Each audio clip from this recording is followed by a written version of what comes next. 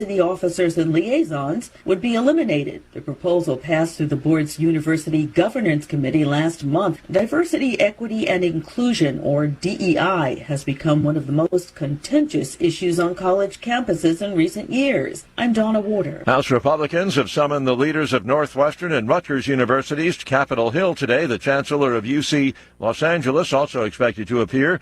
The hearing to focus on concessions they gave anti-Israel protesters to convince them to end their demonstrations. A high-profile former prosecutor in Baltimore facing her own sentencing today. Marilyn Mosby, the former state's attorney for Baltimore, is to be sentenced in Greenbelt, Maryland on perjury and mortgage fraud charges. Mosby was convicted by two separate juries of lying about her finances to improperly withdraw deferred retirement funds under provisions of the COVID Relief Act. She used the $90,000 for down payments on 2 vacation homes in Florida. The government argued that was improper because she falsely claimed the pandemic had harmed her travel-oriented side business. Mosby gained a national profile during the failed prosecution of 6 police officers in the 2015 death of Freddie Gray. I'm Jennifer King. Former President Trump, his New York trial in recess until next week, holds a rally today in New York City. It'll take place in a park in the Bronx. Former Trump challenger Nikki Haley says she will be voting for Mr. Trump. She calls Joe Biden a catastrophe. On Wall Street, Dow futures up 84 points. NASDAQ futures 230 points higher. More on these stories at townhall.com. For anyone with everyday aches and pains, I've got a question. What are you missing out on? Probably a lot. So let me tell you about Relief Factor. Relief Factor is a drug-free daily supplement that helps your body fight pain naturally. It doesn't just mask pain, it helps reduce or even eliminate it. In about 3 weeks, you'll discover what it's like to feel better. Go to relieffactor.com or call 1-800-4RELIEF and save on your first order. That's 1-800-4-RELIEF. Madame Giselle senses something big coming. Is it a career change? Everything looks wet. I'm going to be a swim teacher. There's a roof. A swim teacher who also does roofing. No, the roof of your RV has a leak and it's ruining the furniture. Oh, that's okay. I'm covered by Progressive. But maybe I'm a swim teaching roofer who makes furniture. Customize your coverage with Progressive's Roof Protection Plus and be prepared for the unexpected. Progressive Casualty Insurance Company and Affiliates. Roof Protection Plus available for RVs less than 6 years old. $250 deductible applies to any kind. Shades of Stalin's Soviet Union, another Russian general arrested in what appears to be an ongoing military purge. Lieutenant General Vadim Shamarin is the 4th high-ranking defense figure to be arrested in Russia since April. He's been charged with large-scale bribe-taking and placed in pre-trial detention. Early this month, President Putin appointed a new defense minister, economist Andrei Belousov, in place of Sergei Shoigu, who'd been in post for 12 years.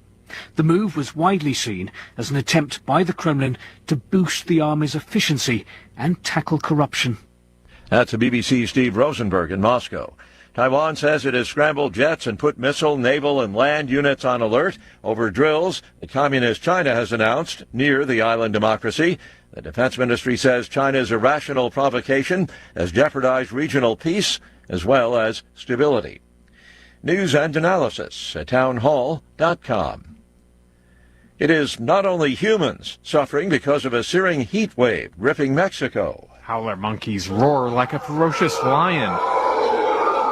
But in Mexico these days, it's so hot they've been falling from trees. Wildlife biologist Gilberto Pozo says many in critical condition, unconscious, lethargic, and with signs of severe dehydration. And some of them dead, at least 138 in the past week. It comes amid a heat wave that's had about 85% of the country seeing highs well above 100 degrees Fahrenheit, and a third topping 113. At the same time, drought has left 80% of Mexico's dams less than half full. I'm Ben Thomas. The number of Americans applying for unemployment benefits fell last week. Jobless claims dropping 8,000 to 215,000. It is down from 223,000 the week before. More on these stories at townhall.com. Why are outside special interest groups attacking conservative Candy Spence-Ezell? The PAC attacking Candy Spence-Ezell is funded by pro-marijuana politicians from Albuquerque and Las Cruces, who recently voted for free college for illegal immigrants and putting feminine products in boys' bathrooms in our schools. This effort is being directed by the disgraced senator who currently occupies this seat, who can't win another election after getting caught cheating on his wife with a teenager in Santa Fe. But he can't let go of power, so he's desperate to have his own puppet candidate win this seat. That's why they're lying about Candy Spence-Ezell's long-standing conservative record. Don't let them get away with flat-out lies. Candy Spence-Ezell has an unmatched record of fighting for our rights and our way of life. Get out to vote early, and when you do, vote for conservative Republican Candy Spence-Ezell for State Senate. Paid for by Candy Spence-Ezell for State Senate District 32. What made Roswell Hyundai the #1 used car dealership in southeastern New Mexico for 2023? Great selection, great savings, and great people. Roswell Hyundai has an amazing selection of makes, models, and model years to choose from. If you can't find it, Roswell Hyundai can get it. And Roswell Hyundai will take any trade. The experts at Roswell Hyundai will work with you to get you behind the wheel of your next dream ride. So, what makes Roswell Hyundai the #1 used car dealership in southeastern New Mexico? You do! Come check out the Used Car Supercenter only at Roswell Hyundai, 1909 West 2nd. Michelle Lujan Grisham has been trying to keep a stranglehold on Roswell and southeast New Mexico for years. She wants to control our industries, jobs, and freedoms, but does not seem to want to control crime or our border. Enough is enough. This is Jared Hembry, and in my first session in Santa Fe, I stood up to her and the radical progressives. We must continue to stand for our principles. Please stand with me for a better, stronger New Mexico. Vote on or before June 4th for Jared Hembry. Paid for by Jared Hembry for State Representative. What in the wide world of sports is going on here? I promise you, whatever scum did this, not one man in this force will rest for 1 minute until he's behind bars. Now let's grab a bite to eat. Yeah, come on. I feel the hot wind on my shoulder and the touch of a world that is older. I hit the switch and check the number. I leave it on and then I slumber.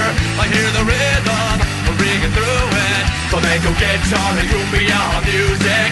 I hear the talking of the DJ. The travel listen, what does he say? I'm on a Mexican radio. I'm on a Mexican radio. Broadcasting live from high atop the J.P. White Building in downtown Roswell, New Mexico. It's Mornings with Mike Winters on 106.5 Roswell's Talk FM. Is that what I sound like when I talk? Now, here's your host, Mike Winters.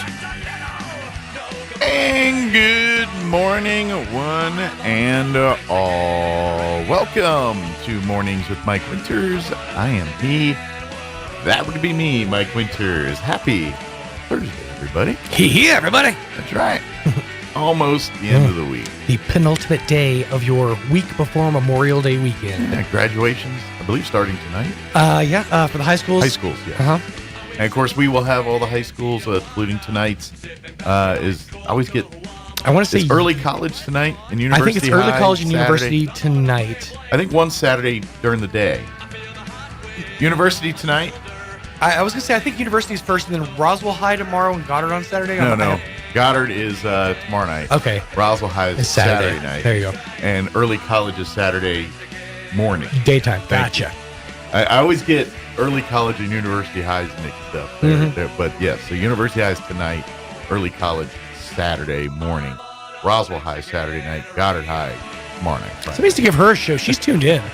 Well, she'll actually be filming for some of the graduations. That's what she knows. She knows the schedule. Yeah. So, and, she just rolls eyes, checks schedule, corrects gentlemen. Yeah. But yes, we will have all the graduations live streaming video and on demand at ksvptv.com. Each has their own channel. You'll see one for God at Rockets channel. You'll see one for the Coyotes channel, and so forth and so on. There you go. And we'll have those for you. So for your out-of-town friends and family that can't make it to the graduations, you can point them to our links at ksvptv.com. Nice. So. Yep, big graduation days for the littles as well. Hunter did his graduation yesterday. How'd that go? It was pretty awesome. Nice. Everybody in the class got an award based on like a candy. Yeah. And it was kind of funny because some of the ones like didn't have like she's like I couldn't find Razzles because Hunter got the Razzle Dazzle award. Oh, cool. Because he razzle dazzles everybody with his vocabulary. Ooh. Yeah, he's a talker. What can I say? Apple, meat, tree. Yeah. So instead of getting Razzles, he got a pack of Starbursts. Nice. Which he didn't have a problem with, at all. Everyone loves Starburst. I just couldn't help but feel bad for the one kid that got the Cracker Jack award. It's like it's kind of not a great prize. I would have got the Goobers award. Right? Yeah, class clown. Here you go. Mike always being a goober. No whatchamacallit award, huh? We couldn't figure out what category to put you. Here's a whatchamacallit award. Oh man, that bit could keep going. I'm one of the only people. I'm one of the only people who graduated most likely to blank. Right. Well, cool. And then of course Rhiannon's is today. Yep, 11 o'clock at Goddard. Which I always think is kind of funny. It's like they take them over to the high school just to show them what's in store. Makes them feel special. Yeah, a bigger deal. Gives them the big room. See what the future holds. Very cool. So I'm sure she's excited. She's been practicing all week. So good deal. Oh, they're marching. They ran practice. Yeah, they're. I'm assuming they're too young for speeches and whatnot. So just marching and whatnot. Hunter's graduation was less a graduation, more a pizza party. Right. Rhiannon's is like an official like walk across the stage. Do they wear like a cap and gown thing? Or don't think they're going to do caps and gowns for them this year. She has before though. Okay, sweet. In years past. Well, I'm sure she's excited. And, of course, families that got students graduating this weekend, I hope all of you have a great week. It's going to be a little warm. We're going to be like mid-90s the whole weekend here this weekend. So, of course, if that's your thing, then you're going to love it. If that's your thing, then shut up. Hey, I do want to throw this out this morning. Vitalant. They've had some blood drive shenanigans or issues over the last, so they've had to move around some blood drives and things. So they are able. They're going to be holding a last minute blood drive today at the Vitalant office here in Roswell, number 3 Grand Avenue Plaza, from 11 a.m. to 3 p.m. So if you are able to and would like to donate blood today, you can swing on by their office there at number 3 Grand Avenue Plaza between 11 and 3 today. You can also go online to their website and get an appointment, donors.vitalant.org, donors.vitalant.org. And then if you don't know how to spell it, just start spelling it, and the correct autocorrect will help you out there. They'll fix it for you. God bless AI. That's what helps me. But anyway, they get signed up if you'd like to donate blood there, and but that is happening. They did get a chance to add a blood drive today from 11 to 3 for folks that would like to donate. They always say that we're in a blood shortage. You hear it all the time, but right now, I've heard like nationwide we're in a shortage, but specifically this part of the country is seeing the lowest blood supply it's ever seen. Wow, so now is the time to stock up. Pardon the pun, but roll up our sleeves and get to work here. But and then throw the other wrinkle on top of that is the fact that kids are getting out of school and all that. And believe it or not, high schools are one of the biggest donors of blood. When they do a lot of drives at schools, and that puts a lot of blood on the supply shelves for hospitals and what have you. So that's going to dry up for the next few months. So now more than ever, if you're able to, go out there and donate blood. All I could think is the sensationalist news headline that came out of that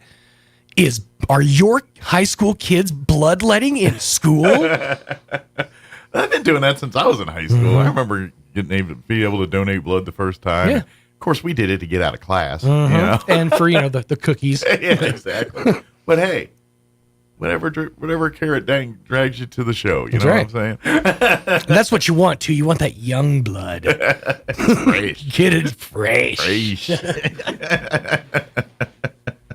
Yeah. But they are having a blood drive at Vitalant. Again, 11 to 3 today. Donors.vitalant.org, or come on by number 3 Grand Avenue Plaza between 11 and 3 today. Nice. Yeah. Give that sweet vein gravy. There you go.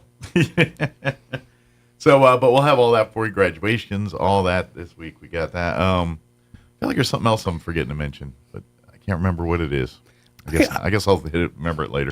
I had a thought yesterday, and it just sort of makes me laugh because as I'm watching through Shameless, but I've also started watching like The Bear and a couple other shows that the Lip is part of. Lip. In all these shows, across all these shows, almost every single episode, somebody's getting punched in the face. Now, I'm going to ask you a question. Yes. I know you don't live a lifestyle that would facilitate I don't live such. I'm not a Southie. Have you, in your entire adult life, ever been or thrown a punch into somebody's face? Yes and yes. Really? In my life? In your adult life? Oh, adult. Does like 20 count as adult life? Technically, yes, but not really, because that's your military days, and I don't really, those were your wild years. Yeah, I mean, I like some guy tried to jump me outside of a Hardee's when I was like 20, and it was late at night, and he tried to punch me, or he punched me in the face, and then when he realized I didn't react the way he thought I was going to react, he backed off. Like he literally punched me in the face, and I didn't. Like because he hit me right here. Oh yeah, that's the it did more damage to him than me. Yeah.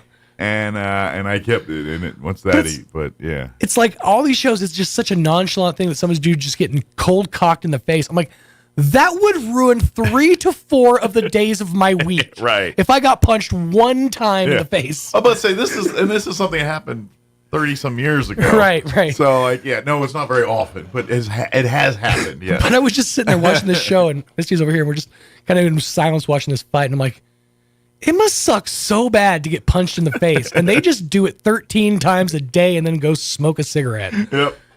It is a family of extremes. I will give them that. I've never in my adult life been punched or thrown a punch. And I've been to a lot of sketch situations. Like I've been to a lot of weird concerts where stuff probably should have gone down. Right. But you're always one to avoid. Yeah. Conference. I'm a jovial fella. I don't invite a lot of chaos. That's right. I try to get us out of the awkward situation with my humor. That might eventually get me punched in the face, but hey, it's worked so far. Well, and the other thing is duck a lot. Yeah. Plus, I'm all the way up here. A lot of people have to throw upwards. Yeah, see, I'm down lower. Yeah. I have to I mind my P's and Q's down here. By the way, I've watched 7 episodes of Fallout. Yeah. And I've got 1 episode left. I'm all in. It's a great show. You're all into Fallout? Well, I can't wait until see what they do with it next. I'm very curious because it's kind of interesting on several levels. And I never played the game, so I don't know the whole Which is kind of cool to hear your perspective because you've never had that experience. Yeah, I kind of dig the whole concept of what they're... And I'm a mark for post-apocalyptic type programming anyway. Right. So. Let me tell you why I loved the game Fallout. And this is the only reason I've ever played Fallout, which was back in the day when it was Fallout 3. Yeah.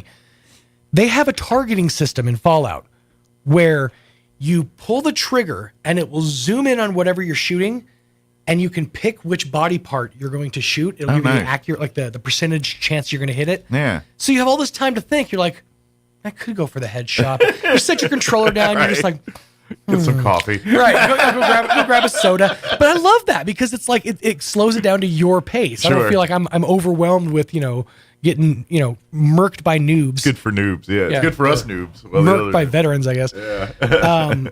But yeah, that's why I always love that game. I'm pretty sure in the series it's a little different. But I don't have to worry about targeting people or nothing. But I also enjoy the tongue-in-cheek, like the 50s nostalgia of it all. Well, that's just it. That's what I like about it because it's 50s and futuristic at the same time. And then you're like, why is it like this? And then as the thing progresses, you're kind of learning why it's like that. And so it's kind of... Well, if you've ever seen the movie Blast from the Past. Yes. Great example of this. Because these people have been, in underground for 30 years. Yeah. The world around them has changed. They don't know what's happening. But then there's even other layers of generations and people not in the history not vibing because of generations and separated different things. And it's kind of... I would almost say it's like parallel universes, but... It's not parallel universes. It's just the all same universe. Just people were because they grew up in their own pod. They've only ever known that life. Yeah, exactly. It's kind of interesting. But anyway, yeah, I'm definitely gonna have to get into it. Yeah, it's pretty good. I've yet to hear a person say, "Nah, it's a fine." No, although I haven't talked to Roy. We'll get Old Roy's official contrarian when he's Roy. back in. But I dig it. I don't think he's seen it yet. Last time we talked to him, he hadn't watched it yet. So, but I've watched 7 of the 8 episodes. I got one left, and I'm all in. And I hope the season 2, whatever I'm in. Oh, they've already signed on. It's pretty good. Mm-hmm. Pretty I think they've even. I don't think they've started filming, but they've definitely signed on for good. season 2. Well, it's pretty good, to quote Curb Your Enthusiasm here. Let me give you the rundown for today's show. We're going to replay an interview this hour. Lori Schatz joined us yesterday to talk Desert Willow Wildlife Rehabilitation Center. Mm-hmm. So we're going to play that interview for you here this hour in just a few. In the 8 o'clock hour, about 8:15, Elaine Mayfield will join us talking Galacticon during UFO Festival. Talk about vendors and what they've got on tap, and if you want to get involved, now's the time. And then we're going to talk a lot of pets in the 9 o'clock hour. Mm-hmm. By a weird twist of fate, we're going to have 2 animal rescues joining us. I booked one like a month ago, and I never heard back, and then they got back with me yesterday and said, oh, we'll take that date. I'm like, ooh, I already booked someone at that date a month later. It kind of worked that way. But anyway, so we're going to have the Humane Society with Crystal, but also we're going to have Chantel join us with Best Friends Animal Society here and talk a little bit about what they do. They have a local chapter, but I believe they're a national organization, Best Friends. So we'll talk dogs and cats with both the truth about cats and dogs. Yes, here in the 9 o'clock hour today. Plus, we'll have all of your features, lots of political ads, and whatever else we can come up with for today's show. Just real quick, you just reminded me when you said the whole pretty good thing. Yeah. I started watching Conan Must Go. Okay.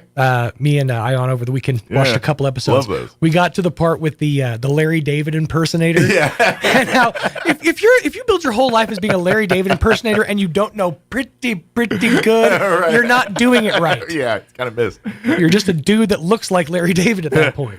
It's like an Elvis impersonator going, why are you wearing a jumpsuit? You're just constantly walks around going, know what I'm saying? No, that's not the phrase. I've never heard of Heartbreak Hotel. I don't like dogs. Okay. Yeah.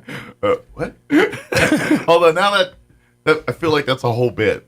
Like be an impersonator of something and then just completely not know any references to the impersonation you're doing. Yeah. I'm oblivious to my impersonation. I think that's pretty good. I feel like it's like a living color bit. Right. Well, that's literally that Beavis and Butthead. Yeah. Is the two they're like, I don't even know what you're talking about. Yeah, the SNL bit. You're right. It is absolutely that. Yep. So, all right, it is 7:22. Let's get you up to date with the weather, and we'll take a quick commercial break, and then we'll play our interview with Lori Schatz from Desert Willow. Don't go away. I'm meteorologist Steve Hamilton with your Pecos Valley weather. Looks like the temperatures will stay pretty hot all the way through our holiday weekend. We're in the upper 90s today, a little bit breezy, lots of sunshine. Overnight will be clear, down to 60, and then low to mid 90s with sunny skies on Friday. We're expecting mid 90s Saturday, Sunday, and Memorial Day. High pressure will stay in place over the area. Might be a little bit windy, but we get sunshine. That's your latest forecast. I'm meteorologist Steve Hamilton. Have you been following the campaign for Senate District 32? I'm still undecided. I voted for Candy Azell before, but after 20 years, she's been in office too long.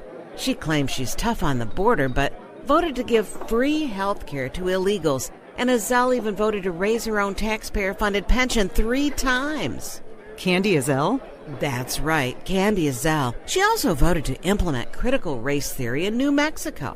Critical race theory? The bill forces school personnel to take annual anti-racism training and rips away local control of schools and hands it to bureaucrats in Santa Fe. Worse, Azell voted to raise taxes by millions on health care for seniors. Ouch. Who's Candy's opponent? Chad Hamill. He's a local business owner and former fire chief in Roswell who is running to secure our border, fix our schools, and keep taxes low. Chad Hamill.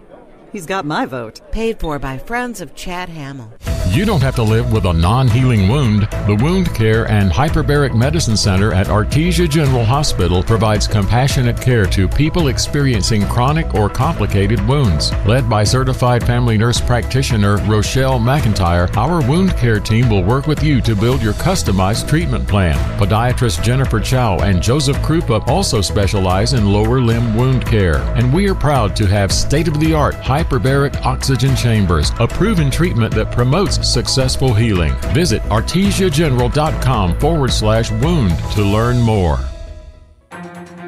Senator Greg Nybert is the only candidate in the race for State Senate District 27 with a strong conservative record on border security and stopping illegal immigration. Greg Nybert has voted against free college for illegals. He's voted against professional licensing for illegals. He has stood strong against Michelle Lujan Grisham, turning New Mexico into a sanctuary state for drugs, crime, and criminals. He has fought to end catch and release for violent criminals and will continue to do so. New Mexico is at the center of a border crisis because our laws make us a haven for illegal immigrants, drug trafficking, and cartel activity. MLG's liberal agenda has unleashed terrible harm on our state.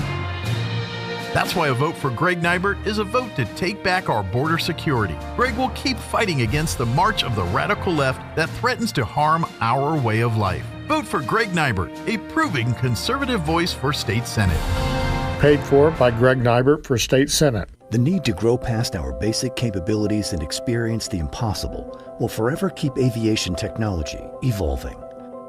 Within the Aviation Maintenance Technology program at ENMU Roswell, students thrive knowing that the faculty and community are supporting their success.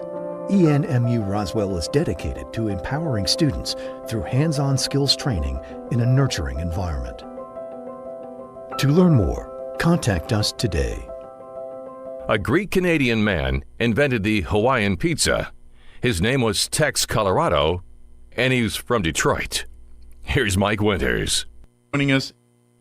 And good morning. It is 25 minutes after 8 o'clock, and joining us in studio this morning, Lori Schott's back with us today, mostly talking Desert Willow. I imagine there might be a few other Kiwanis or something we can slip in there as well. But Desert Willow. Desert Willow. That's the main focus of today's Desert Willow Wildlife Rehabilitation Center. Yes. So, which before we talk about what they got going on here, for folks not familiar, give a little bit of background. They are kind of your wildlife rehab center for. I mean, they're located in Carlsbad, and they got an amazing facility there. And if you're in Carlsbad, I highly recommend you plan a visit there with your family. Your kids will love it. Everybody will love it.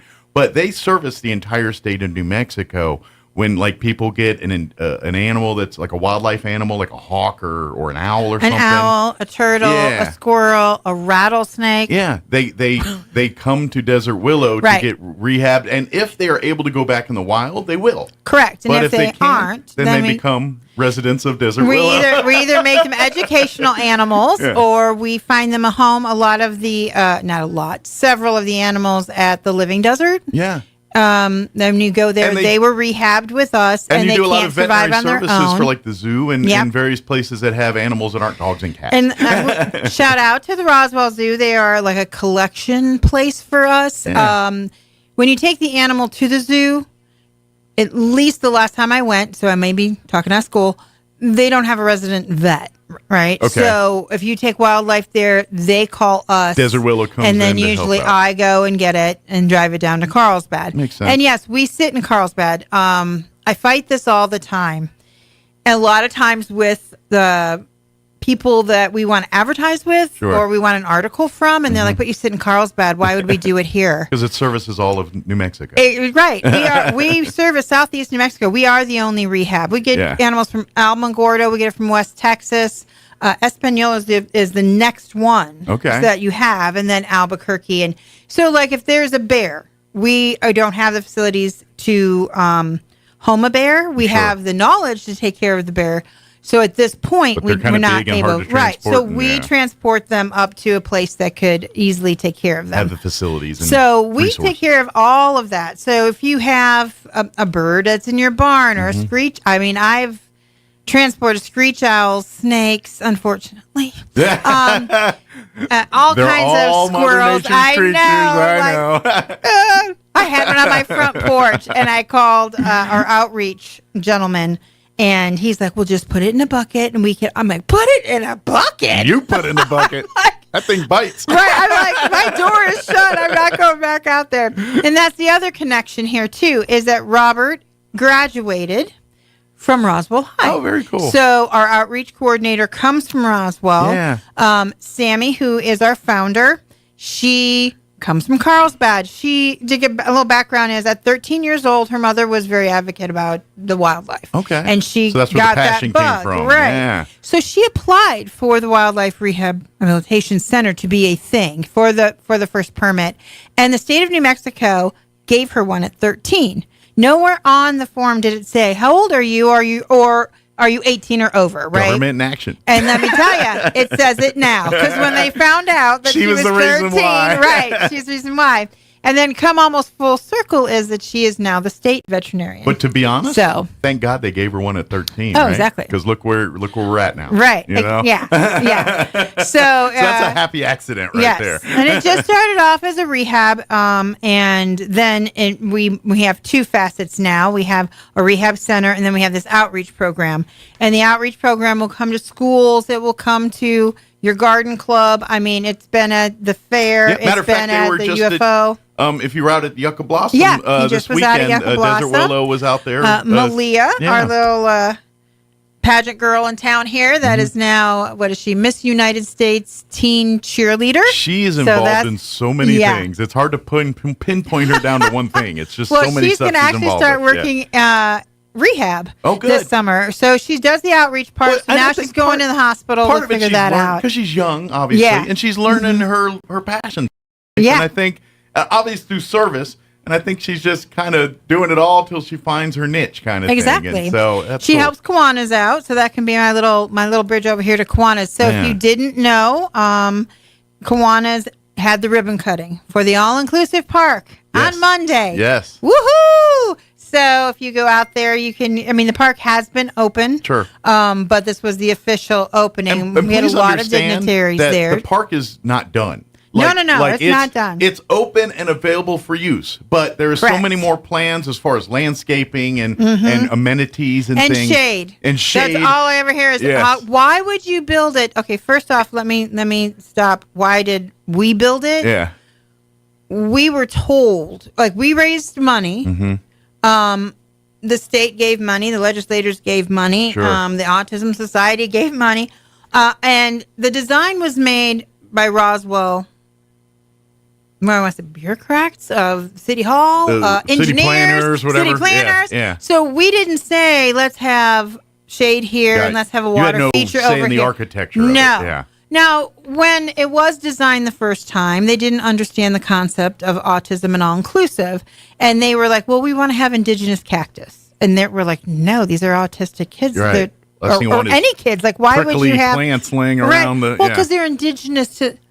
They can go out in county properties. So are scorpions. We don't want them in there either. Or rattlesnakes. So that was kind of like, oh yeah, this might not be appropriate. Yeah. So if you walk in there, I don't know if you've ever been in there and walked in there, it's just really cushy. So if a kid's running and trips and falls, absolutely, they're probably not going to get hurt. It's a lot softer. It's not wood chips. Spot. It's not tires grated up. It's not those little rocks that we had when we were kids. Yeah, and it's not metal equipment that's hotter than Hades. The blazing sun cooks it. Yeah. So it's a super, super nice park. Sure. It has a fence around it because autistic children and even adults have a tendency to be runners. Absolutely. So this way, the parents it's a safe place can sit on a bench and there's their kid and they can play and run and do whatever they and just say turn them loose and read a book. And so now the second feature will be shade, trees, picnic tables, and that will be around the outside of it. And for folks that don't know, this was years in the making as far 5 years. as planning and raising the funds, and then COVID hit during the middle of that, which that changed everybody's everything. So so to even have the park available right now is a good thing, and it's evolving. Yes, is it 100%? Amazing for everybody right now? No, because it's still being work in progress. It's still work in progress. Yes, it's going to be once this next phase gets in the shade and all that stuff. But in the meantime, just plan accordingly. Sunscreen, umbrellas, lots of water. Just plan accordingly when you do your trip. And there's a water feature. Yeah. I almost went in on Monday. You put it this way, there's probably a lot of people. Yeah, Monday was the first day we hit 100 degrees. We were there from like 10 to quarter to 11, so it was only a 45-minute. And it was great. We had legislators, so Greg Nybert, who is a Kiwanian, who also helped us tremendously get outlay money from the legislators. They were there. He was there. We had 2 past governors of Southwest District of Kiwanis. Okay. So they came over for it. We had the national CEO of the Autism Society come from Washington, D.C. Of course, Chad was there from the city. Jim Burris was very instrumental. The Autism's Krista, and I'm sorry, Krista, I'm not going to remember your last name. She was here. It was her dream like 10 years ago for her child that maybe we could have this park. So she was kind of the catalyst that went to Albuquerque and talked to them, who talked to Burge, who talked to Greg. I mean, it just, it took a whole village to get this done. And this is that prime example of if you want a community that's nice, and you have to invest in it yourself. That's, and you don't give up. If you're waiting for elected officials to do all these things, you're going to be waiting forever. If you want these kind of things in our community, it takes a spearhead of people like you're talking about here to go to the meetings, to put the bees in people's bonnets, to get legislators to be into their meetings, to get funding for this kind of stuff and to fight for this stuff. But unless the public doesn't get involved, then guess what? None of these things happen. If you're just sitting on Facebook saying, we need this, we need that. Or sitting on Facebook saying, why would you spend all this money on X, Y, and Z? Yeah.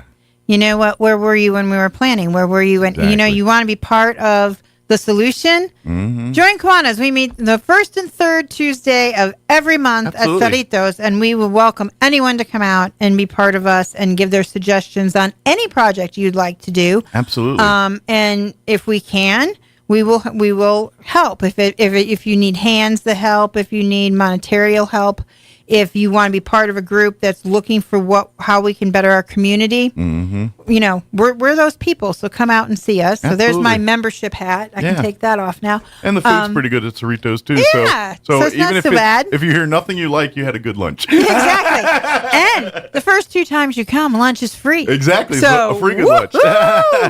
That's even better. I got a feeling you'll meet some people you like and you'll get involved. But yes, bare minimum, you got nothing to lose. You got a free lunch out of it. That's right. So come be a part of the next meeting, and usually every meeting they have a guest speaker that kind of talks about what their whatever they're involved with. And this park is only the second in New Mexico. We are the only one in South. I mean, it's Rio Rancho and us. We're the only 2 that have all-inclusive parks that are recognized by the state. And I think that's going to be the future, where all these parks will eventually become an all-inclusive park. Right. I think that's the end game. At some point when we know a playground, we know it as an all-inclusive playground. What's really cool is that Phoenix, they have one too, but their grand opening is June 1, and the Kiwanis helped build it. But it's like, Roswell got it done first. And they're in our Southwest District. I hope theirs has shade, because in Arizona, it's really hot. Right. In Phoenix, they're even hotter.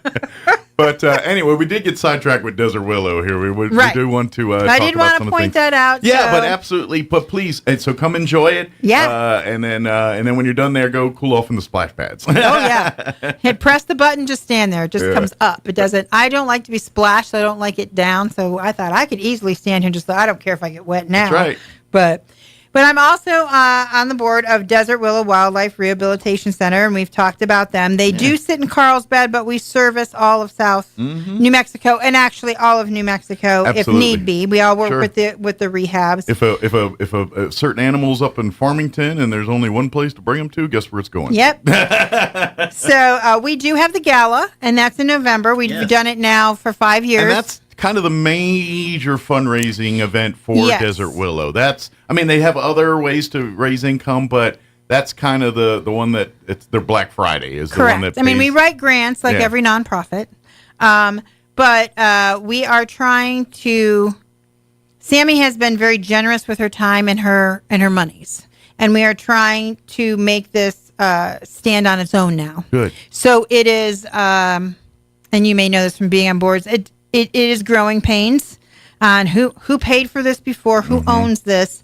How do we, it's almost a divorce, but a friendly one because she's still, very much a part of us and wants us to succeed. It's yet all part of she's the growth trying of to the let center, everybody, do, it's not me anymore. I have my own job to worry about the state. Well, at some point, lives change, lives happen, things happen. And if you want something as important as Desert Willow to go on long after you, kind of a legacy, you got to let the reins go sometimes. Right, exactly. So we're in the process of that. And doing that, we're trying to come up with other ideas. So this came up, I know June 1st, right? It's hot. We get it. We tried to do it sooner.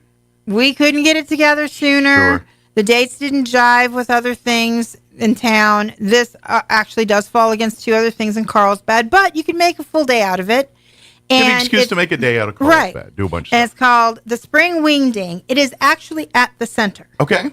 So on our porch, we are going to have free, and this is a free event. Okay. So we have Beer Cousins, which is a very popular band down in Carlsbad. Okay. They'll be playing, and then JJ, and I can't, Aguilar. There you go. Aguilar. JJ Aguilar. Okay. He does play here in Roswell. Okay. Several Peppers, and at the one up north. Oh, Antiguas? Antiguas. Yes. I'm like, wait a minute. Oh, come, I can see it.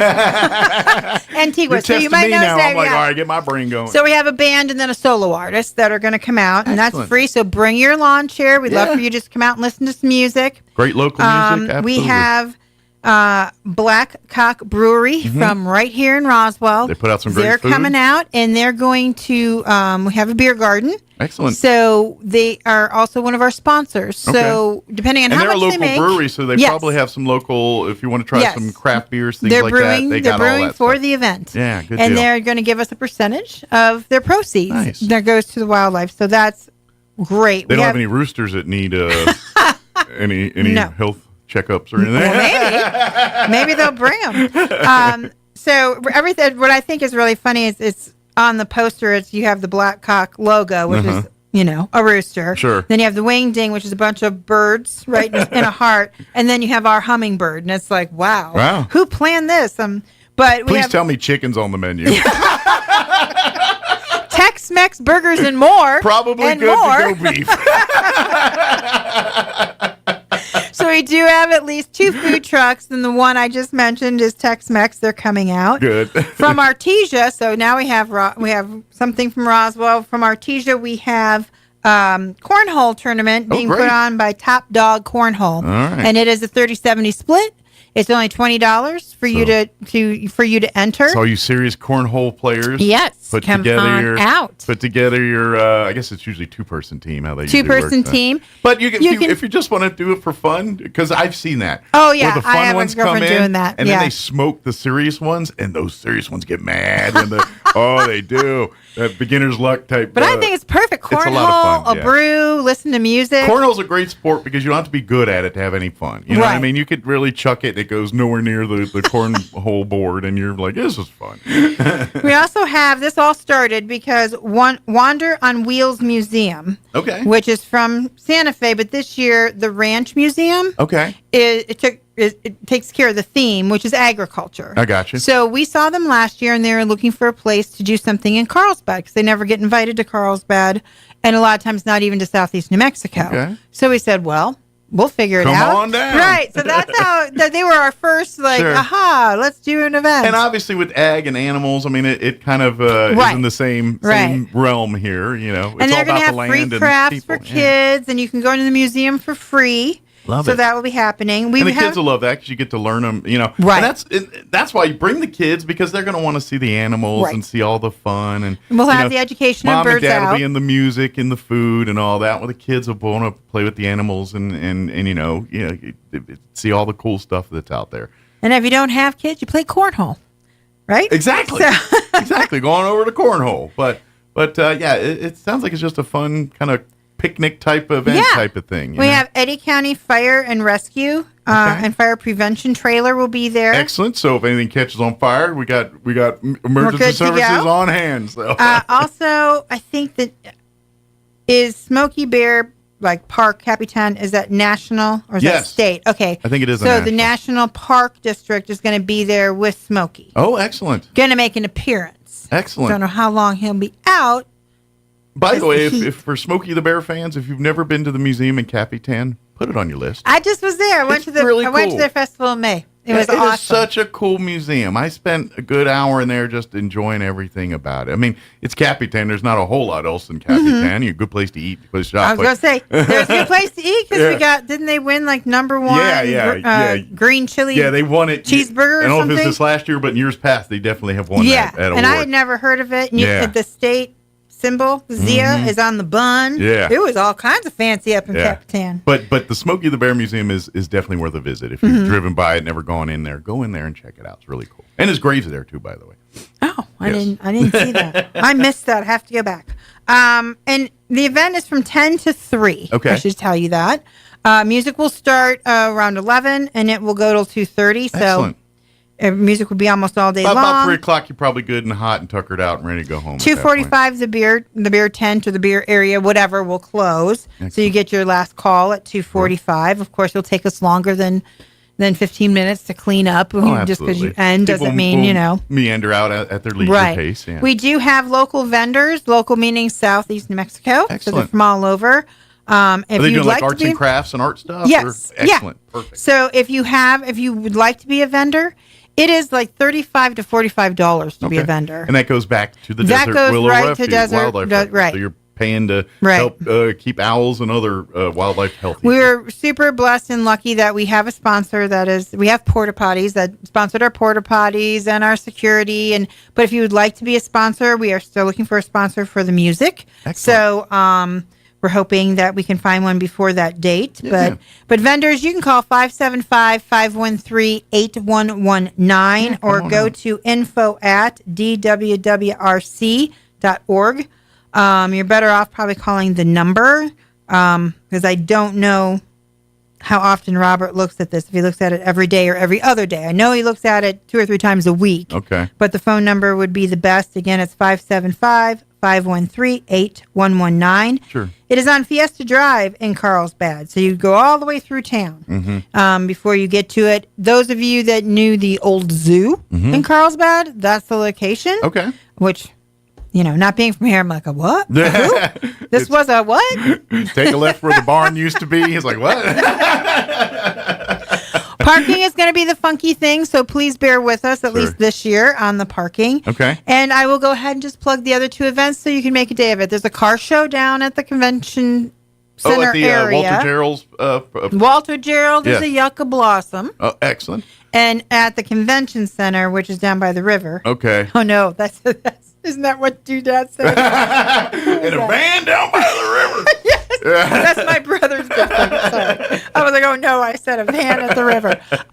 That's where the car show is. So you can do all 3 things. Yeah, so I think they call it the beach or something like that. Yes. I believe that's and all 3 things are free. Come look at cars, go shopping, and then come outside, enjoy some music, and have a beer. If you get there earlier in the middle or after and go to the Yucca Blossom, all that, one cool thing she does, which, by the way, hit the Wild West Soda while you're over there. That's her husband runs that one, and if you want I think it is most already have it, but I think it's if you are a true Southeast New Mexican, you have to have one of those metal cups from the Wild West sodas in your cabinet because they're at every fair. It doesn't matter if it's the Eddy County Fair, the Chavez County Fair, the Eastern Mexico State Fair.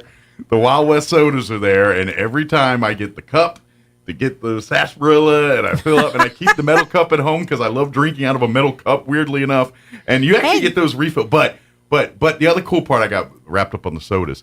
Whenever you go shopping at the Yucca Blossom, they always pick a family or pick someone that they want to help out, and they make all of their vendors donate an item for a silent auction, a portion of their fees to be at the event, go to this family. They did it just this past weekend for the family in Midway. I'm sure they have another family they got picked out for in Carlsbad this weekend. And I personally would like them to be from the area where you're doing your show. I would just check that out. That's not always the case. Okay. So, but yeah, and all those families do need help. So it really doesn't. Well, and the one they did for here was and you probably heard about the shooting in Midway at the store, and it got a lot of media attention, and the poor lady that lost her life, their family's still struggling, and so they got helped out a little bit financially there. So when I always go for the silent auction part, not so much to shop. Yeah. But so if you're in Carlsbad on June 1st that day, please, when you're, and she's there Saturday and Sunday, so you could come to our event on Saturday and then go to hers and then go on hit Sunday. the car show afterwards. Yeah. And depending on what your time schedule is, you want to hit the one in the morning and one later or whatever. But come by and support them all. They're all great causes. They're all doing great stuff in our community. And they really are impacting not only Carlsbad, but all of New Mexico. Right. And all of Southeast New Mexico. And I'll tell you, if you're a civic group or in any kind of group looking for a speaker, Robert comes in. We have an owl. We have 2 hawks and a raven. We do have Peabody and Seymour, but they're the pelicans. So they're a little bit bigger, need more room. But we can bring any of those to you. I mean, I had them come. I work for a law office here in town, and I do a lot of team building. And driving to and fro Carlsbad, Artesia, or Roswell. So that's why she's always transporting stuff. Right. There you go.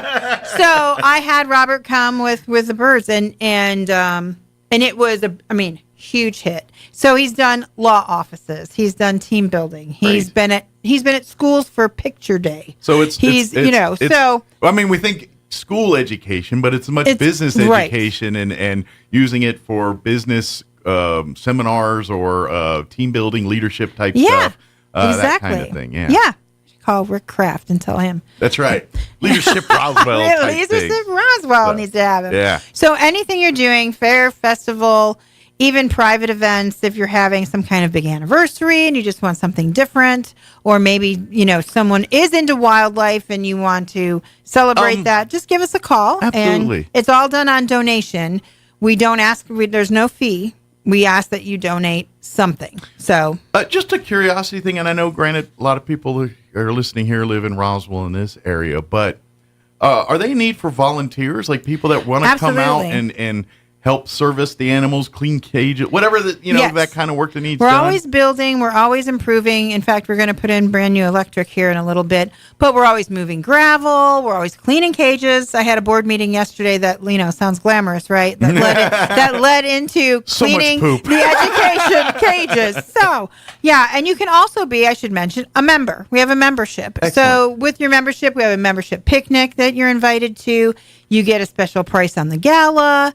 We try, if we're going to release an animal, we try to release them in the area that they were found in. So we try to let our members know, like our Roswell members, hey, we're going to be at the zoo, and we're going to be releasing the 3 kikes if you want to come see it. And it helps them because I'm sure if they've been there a while, they're a little familiar with their hunting grounds and things. So you try to put them back where you found them so they at least have a sense of understanding of their environment a little bit. Right. Where you turn them loose at Desert Willow. And I didn't know that pelicans are indigenous to this area, but they are. Really? They fly over in migration. I would have called you a liar if you would have told me that, because I'm like, you think of pelicans around water, particularly ocean or large bodies, but they migrate. And they I'm not a migrate geography expert. New Mexico doesn't have any of that. So how we got the first one was between Artesia and Carlsbad, it rained. Okay. I know we don't know when that ever happened because so far we haven't seen any in Artesia. One day it did, yeah. But you had a lot here. By the time I got back to Artesia, nothing. But anyway, the road was wet. And he thought it was a pond. I got you. And he went to land and he broke his shoulder.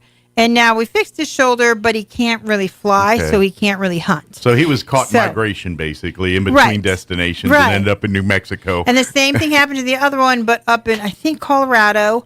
And so we were looking for a mate, as in just a friend. And so we got the second one. And by the way, this is why, getting back into cross-promoting, this is why Bitter Lake Wildlife Refuge is so important, because that is, in essence, the pilot flying J for these migratory animals. They stop at Bitter Lake to rest for the night, to feed, to hunt, whatever they got to do. Some will even have their young, depending on where they're at, and then get them airworthy, and then keep on away going they go, right. to their destination. Here. And that's why we work with them. We work with the Living Desert. Mm-hmm. We have a good relationship with the rehabs up north, so we can share information, it's all animals, connected. all kinds of stuff. It's all connected. So yeah. Please come out on June 1st from 10 to 3. Yeah. Bring your lawn chair. We're not going to have a lot of chairs, but we are working on having a lot of tents just set up for shade. Well, if you're a vendor, we'd love to have you. We still are not full with the vendors. And if you're going to enjoy the music, you probably want to sit down and enjoy a good spot to hear the music and stuff. So you're going to want a lawn chair for that. Exactly. So bring your lawn chair. Altrusa will be there selling their knives. Altrusa will be there selling water and helping sell water and T-shirts for the center. And I know you don't think necessarily knives, but Father's Day's right around the corner. And, I bet there's some dads want a good set of knives, too. Lions Club from Carlsbad will also be there. They've taken on, last year we did it with Altrusa together. So an Artesia group and a Carlsbad group got together, helped them.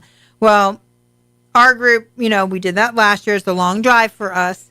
And we really turned the Lions Club onto them. So now the Lions Club has adopted kind of the Desert Willow as their project for the year. So yay! Excellent. So we're loving that. So you'll see some civic groups there helping out and enjoying as well. So. Excellent. I just saw the time. We probably need to start because we do have political ads to play before they kick me off. Oh my gosh. When is the election? June 5th, everybody. June 5th will be a happy day because the June 4th primary day, June 5th, the commercials will stop. But June 1st, mark it on your calendar. Yes. Come out. If you've never been to Desert World, make that your first time. Then come see it. Come be a part of it. Come enjoy live music. We're going to have some great local bands. We're going to have some great food trucks. There's going to be opportunities for family to come and play cornhole and do all that, but to see the animals and let your kids interact as much as possible with the animals. Right. There are a lot of people say, can we touch them? Yeah. No, because they're wildlife. Yeah, you cannot touch them. Yeah, you'll see they'll have the big gloves on. Yeah. I mean, they still are wild animals, even though they're education. These right. These are wild animals. Although that's a good cost too. Yeah, absolutely. Yeah, go pet them all you want. Yeah, but these go by the discretion of the people that are the experts there. So Emily will probably be there with a bird because she's one of our handlers. And to be honest, there might be certain animals that are safe to touch, and they will let you know. Oh yeah, they will let you know that. Definitely. These are the folks that deal with them every day, and it's kind of like you being your own pet owner. Like your pets know you better than anybody else. Well, these animals know these people. Like when they ask, "Can I touch your dog?" Mine's a rescue, so I'm like, I don't know. I wouldn't. Yeah, those people have earned the trust of these animals. You have not. So that's go by their discretion. But come out June 1st, 10 o'clock. Again, it's on Fiesta Drive. Absolutely. Fiesta Drive in Carlsbad. And you can put Desert Willow Wildlife Rehabilitation Center on Facebook. You'll find their page, and you can like and follow if you have questions or information you can ask right there. Yep, Facebook's a great place. Good deal. Well, thank you, Lori. Thanks, Mike. We'll see you next time. Next week? Yep, next week. Last little reminder for everybody. Whoop, whoop. 8:56. Guess what we're doing? Playing some commercials before news. Don't go away. A proven and experienced conservative champion for Senate District 27. Paid for by Greg Nybert for State Senate. They're watching you. They see your social media posts. They follow your family, your friends, and your interests online because they're planning on taking your money. All of it. They're con artists. They'll use your social information to build your trust and lure you into once-in-a-lifetime investments with promises of high guaranteed returns. But it can be avoided. The Securities Division of New Mexico's Regulation and Licensing Department can help. Learn to spot the red flags of investment scams at rld.nm.gov/red flags or call 505-476-4580. How do you know if someone loves you? Often someone will tell you that you're loved, but wouldn't it be better if they also showed you? That's exactly what God has done. First, He told us. All through the Bible, God says that He loves us. But He didn't stop with His words. He then showed His love. You know the verse. For God so loved the world that He gave His one and only Son. The interesting thing about God's love is that it's not based on who we are, but instead on who He is. God doesn't love us because we deserve it. He loves us because it's His nature. This kind of love doesn't exist anywhere else, and it will be a love that will never let us down. Have you allowed yourself to experience the true love of God? It's available and God longs to give it to you, but you must be willing to accept it. So come and join us at Country Club Road as we not only encounter the love of God, but then joyously reside in it. Join us at the Country Club Road Church of Christ for worship at 10 a.m. on Sunday, located on the corner of Country Club and Washington in Roswell. Have you been following the campaign for Senate District 32? I'm still undecided. I voted for Candy Azell before, but after 20 years, she's been in office too long. She claims she's tough on the border, but voted to give free health care to illegals. And Azell even voted to raise her own taxpayer-funded pension 3 times. Candy Azell? That's right, Candy Azell. She also voted to implement critical race theory in New Mexico. Critical race theory? The bill forces school personnel to take annual anti-racism training and rips away local control of schools and hands it to bureaucrats in Santa Fe. Worse, Azell voted to raise taxes by millions on health care for seniors. Ouch. Who's Candy's opponent? Chad Hamill. He's a local business owner and former fire chief in Roswell who is running to secure our border, fix our schools, and keep taxes low. Chad Hamill. He's got my vote. Paid for by friends of Chad Hamill. Thomason. Violent weather turns south as some Iowa residents look to recover from a deadly and destructive storm.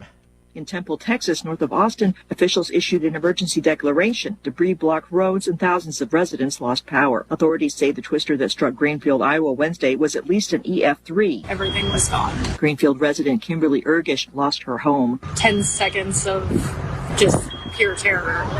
And it felt like it lasted a lifetime. It left 4 people dead and nearly 3 dozen injured. The town's 25-bed hospital was among the buildings damaged. The Adams County Sheriff's Office says a 5th person was killed about 25 miles away when her car was blown off the road. People have posted photos of debris from Greenfield like yearbook pages that landed as far as 100 miles away. I'm Jennifer King. His New York trial in recess until next week. Former President Trump hits a campaign trail today. He'll be holding a rally in New York City, specifically in a park in the Bronx, and that is rankling some Democrats in deep blue New York, AOC among them. A former Trump challenger in the race for the Republican presidential nomination is hopping on the Trump train. Nikki Haley says America needs a president who the allies can trust and who will secure the border while supporting capitalism and freedom. Trump has not been perfect on these policies. I've made that clear many, many times. But Biden has been a catastrophe. So I will be voting for Trump. A former UN ambassador speaking at the Hudson Institute.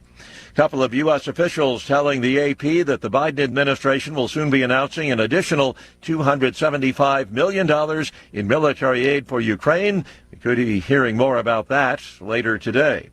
Watching Wall Street, the Dow down 198 points, the NASDAQ 87 points higher, and the S&P is up 6 points. More on these stories at townhall.com. Here's an important message from the Diabetes Solution Center. Do you like pricking your fingers to test your blood sugar levels? No one does, but it's important to maintain your health. And now, by wearing a small remote device called a continuous glucose monitor, or CGM, you don't need to prick your fingers anymore. It's easy to use and helps you make more accurate diabetes treatment decisions. If you are testing your blood sugar 3 or more times daily, injecting insulin, or using an insulin pump, call the Diabetes Solution Center right now. And if you have Medicare or most major insurance coverage, you may be able to get a new CGM at little to no out-of-pocket cost. Shipping is free, and we'll even bill your insurance company for you. If you are testing your blood sugar 3 or more times daily, injecting insulin, or using an insulin pump, call the Diabetes Solution Center right now to learn how to end the painful finger sticks and get your own continuous glucose monitor, or CGM, at little to no out-of-pocket cost. British Prime Minister Sunak calls for an election July 4th. UK voters to decide whether to end the governing Conservatives' 14 years in power. The BBC's Rob Watson says the election comes along sooner than expected. I suspect what the Prime Minister has done has taken a calculation and thought, do you know what, this is probably as good as it's going to get. The governing party is spectacularly unpopular, but I think he thought that it could perhaps just get worse if you think about the 14 years of political gravity that they're up against from being in power. I think Mr. Sunak seized on some somewhat more positive data, inflation going down and the economy returning to growth, and thought, you know what, probably best to do it now rather than wait. Norway further tightening restrictions on people entering from Russia. Those with tourist visas issued by Norway before regulations were tightened in 2022 will be barred from entering the country as of next week. News and analysis, townhall.com. The Kenyan president is in Washington today. It's an official state visit. President Biden invited President Ruto for a visit to mark the 60th anniversary of diplomatic relations between the U.S. and Kenya. And National Security Advisor Jake Sullivan says it's a milestone visit. This is the first state visit by an African head of state in nearly 20 years. He says the state visit underscores the administration's commitment to Africa, even though President Biden broke a promise to visit the continent last year. Greg Clugston, the White House. Baltimore's former top prosecutor to be sentenced soon for lying about her finances to improperly access retirement money during the COVID pandemic. A sentencing hearing set for today for former Baltimore State's Attorney Marilyn Mosby. Her lawyers have been urging the court to spare her from prison, although federal prosecutors recommend a 20-month sentence behind bars. More on these stories at townhall.com. My name is Pat Boone, and I'm running for the New Mexico State Senate, District 27. My deep-rooted connection to the land and understanding of the challenges facing rural communities make me uniquely qualified to represent the interest of District 27 in the State Senate. I love this district and its people, and I look forward to representing you in Santa Fe. I'd appreciate your Republican primary vote on June 4th.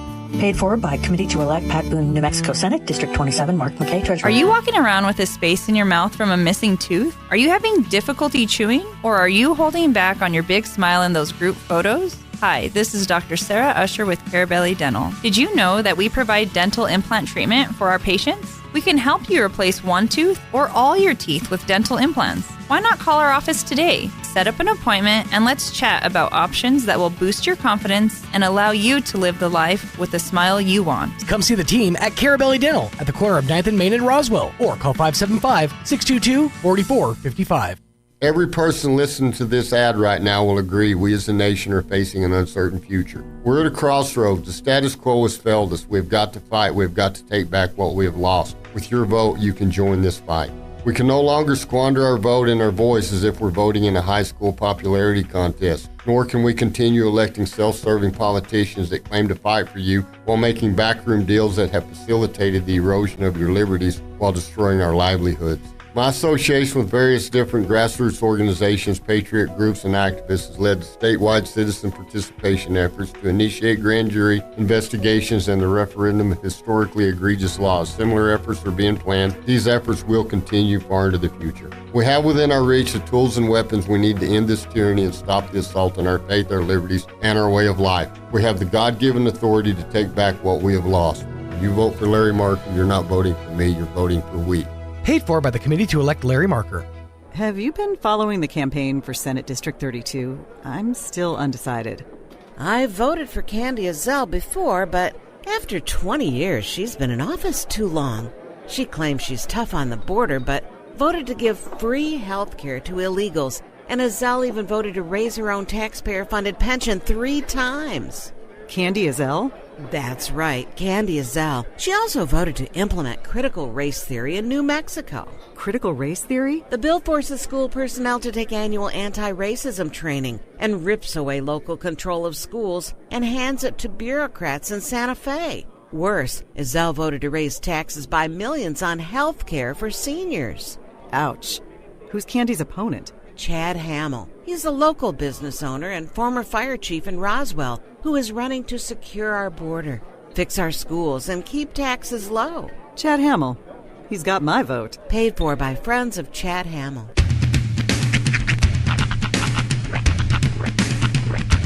What in the wide, wide world of sports is going on here? I promise you, whatever scum did this, not one man on this force will rest for 1 minute until he's behind bars. Now let's grab a bite to eat. Yeah, come on. I feel the hot wind on my shoulder and the touch of a world that is older. I hit the switch and check the number. I leave it on and then I slumber. I hear the rhythm ringing through it. Flamenco guitar and cumbia music. I hear the talking of the DJ. The abolition, what does he say? I'm on a Mexican radio. I'm on a Mexican radio. Broadcasting live from high atop the J.P. White Building in downtown Roswell, New Mexico. It's Mornings with Mike Winters on 106.5 Roswell's Talk FM. Is that what I sound like when I talk? Now, here's your host, Mike Winters. And good morning. It is 9 minutes after 8 o'clock. Couple more days, folks. Welcome to hour number 2. The deuce. Of Mornings with Mike Winters, right here on 106.5 Roswell's Talk FM. Happy Thursday. Yeah, June, 5th is going to feel real weird. There's going to be, we're going to have, 1 2-minute break an hour. That's right. Just single tumbleweed tumbles by. That's right. Yes, but it'll be a good time. I will. We can stretch our legs again. That's right. Well, happy Thursday, everybody. Hope everyone's having a good morning. Of course, busy weekend here with Memorial Day weekend, graduations, all kinds of stuff. Don't forget, we will be carrying all of the graduations for the high schools on our live streaming video and on demand, ksvptv.com, beginning tonight with University High, and then Goddard tomorrow night. Then early college Saturday morning, and then Roswell High Saturday evening. Yes, sir. We will have all of those for you. KSVPTV.com. Click on the appropriate channel to the school of which you're trying to watch the graduation. Buckle up for a weekend full of hyperbole. Yes. It's going to be a lot of big words and phrases. Good news is, I don't think there's any talk of rain over the next 3 or 4 days. So there is no worries about, we got to get, I got 50 family members, only 6 get to go into the gym. Who gets the short straw? Yeah, I don't think we're going to have to worry about any of those kind of shenanigans this weekend. So it'll all be good at the Wool Bowl this weekend. I know this is a feeble request. Yes. If you're going to bring a confetti cannon or two, as one does, as one is known to do, just remember the people next to you. Give them a heads up. Hey, my kid's next. I'm going to pop this thing off, just so you know. A couple years ago, I was at a graduation, and there was this family right next to us. Yeah. I'm just sitting there. I was waiting for my graduate of bopping. Just kind of, Next thing I know, boom, boom, boom, just cannon fire right next to me here. I was I have flashbacks to this day from it. It was just like the scene from Hot Shots. Yeah. Jumping Jesus, they're back. Jumping Jesus. I love a good funeral. They have respect for the dead. I love a good graduation. I don't remember a single person firing a confetti cannon at my graduation. Then again, I don't know that they were a thing back then. Yeah, they probably weren't available. The only thing I can remember was... You'd use your arm. Rip Taylor. Or was it Rip Taylor? The guy that... Not Rip Torn, but... Yeah, Rip Taylor. Rip Taylor was the guy that used to shake the confetti. Yeah. And he had that thing where you'd shake it once and it would confetti out, and then you'd go back and you could do it again. And then sometimes he just had pockets of confetti he'd just randomly throw at people. Yeah, that was... All the good rips are gone. Rest in peace, rips. Yeah. Well, our Yellowstone fans. There's Rip from Yellowstone. There is Rip from Yellowstone. That's not his real name, but we'll go with it. That's the only Rip that I know is still alive. If you're an Asian fan of Shameless, one might say you know Rip. I'm a fan of Rip. I'm not touching. Too soon? Not touching. No touching. No touching. The views expressed by Sean Smalls do not reflect those of Pecos Valley Broadcasting, its staff, or management. Oh man. But let's see. I'm all in on Fallout. Talked about that. I think I kind of bailed on the Franklin thing. I need to get back into that. It's after watching Fallout, it's kind of hard to switch to something slow as Franklin. I've had excuses to not watch more of The Bear. Like last night was wrestling night, so I didn't then. I'm not sure if I'm going to pause that and get into Fallout. Give Fallout a try first before I get back into The Bear. Because I feel like that's the story sort of starting to unfold, and I don't want to start it and get way lost into it. Right. Yeah, and then not want to stop. Yeah, I hear you. And maybe this summer I'll dive back into The Bear. Yeah. By the way, I want to bring up a good point in the chat. Air horns too. Same thing. Same exact thing. Just let people around you know I'm going to shoot this thing off. Or at least make an over the top. I'm going to, we stand up and do it so everyone sees, oh, this guy's about to blow a horn. Yeah. But True that. Mm-hmm. Be considerate of your neighbors. Yeah, please. Nice. Think of everybody else. Yeah. Let me get you learned on what's happening for this hour of the show. Here in just a few minutes, we're going to get you updated with the weather and all that. And then right after that, Elaine Mayfield will join us to talk Galacticon, which will be happening as part of the UFO Festival weekend. And, of course, out at the Convention and Civic Center. So Just can't believe we're already talking about that weekend. I know. It's insane. And it's a little different this year because for the first time in a few years, the UFO Festival weekend is after the July 4th weekend. Really? Which usually it's the other way around. Yeah, usually it's the other way, or they coincide. Yeah, but so July 4th will happen, and then July 5th through the 7th is the actual festival weekend. So, yeah. Neat. It's right there. So, anyway, so that's good. That kind of messes up my internal clock. Yeah, because I'm kind of thinking, UFO Festival first and then 4th, and now it's the other way around, and so I don't know what to do with my hands. I don't know. So now the 4th is more of an opening ceremony. Yeah, I don't know what to do with my hands. But but anyway, Elaine will give us the latest, and of course, if you want to be a part of Galacticon as a vendor or volunteer, now's the time to get her locked in. So we'll get an update from Elaine here in just a few. Later on, we'll get you up to date with the news of the local variety, along with your Wall Street business update, more political ads, of course, and whatever else we can come up with for this hour of the show. But first, let's take a gander at your weather. We do have a red flag warning for today, by the way. I'm meteorologist Steve Hamilton with your Pecos Valley weather. Looks like the temperatures will stay pretty hot all the way through our holiday weekend. We're in the upper 90s today, a little bit breezy, lots of sunshine. Overnight will be clear, down to 60, and then low to mid 90s with sunny skies on Friday. We're expecting mid 90s Saturday, Sunday, and Memorial Day. High pressure will stay in place over the area. Might be a little bit windy, but we get sunshine. That's your latest forecast. I'm meteorologist Steve Hamilton. Thank you, Steve. Currently 62 degrees here in Roswell. Humidity is at 39%. Winds are calm at the moment. We do have a red flag warning that will take effect beginning at 11 a.m. today, remaining in effect through 8 p.m. this evening. That's because of the winds, the low humidity, and the heat. The cocktail. We got a good recipe for it today. But sunny and 94, southwest winds 5 to 10 this morning, 15 to 20 for this afternoon. For tonight, mostly clear with an overnight low of 60. Southwest winds 15 to 20, gusting as high as 30 miles per hour. Winds will drop down 10 to 15 after midnight. Sunny for you Friday with a high of 93 tomorrow. Winds will be out of the west, 5 to 15 miles per hour. Friday night, mostly clear. Overnight low of 59 degrees. Southwest winds 5 to 15. For your Saturday, sunny and a high of 96. Winds will be breezy out of the southwest, 15 to 25, gusting as high as 30 miles per hour. For you Sunday, sunny and 95. And for Memorial Day, sunny skies, 92, the expected high there.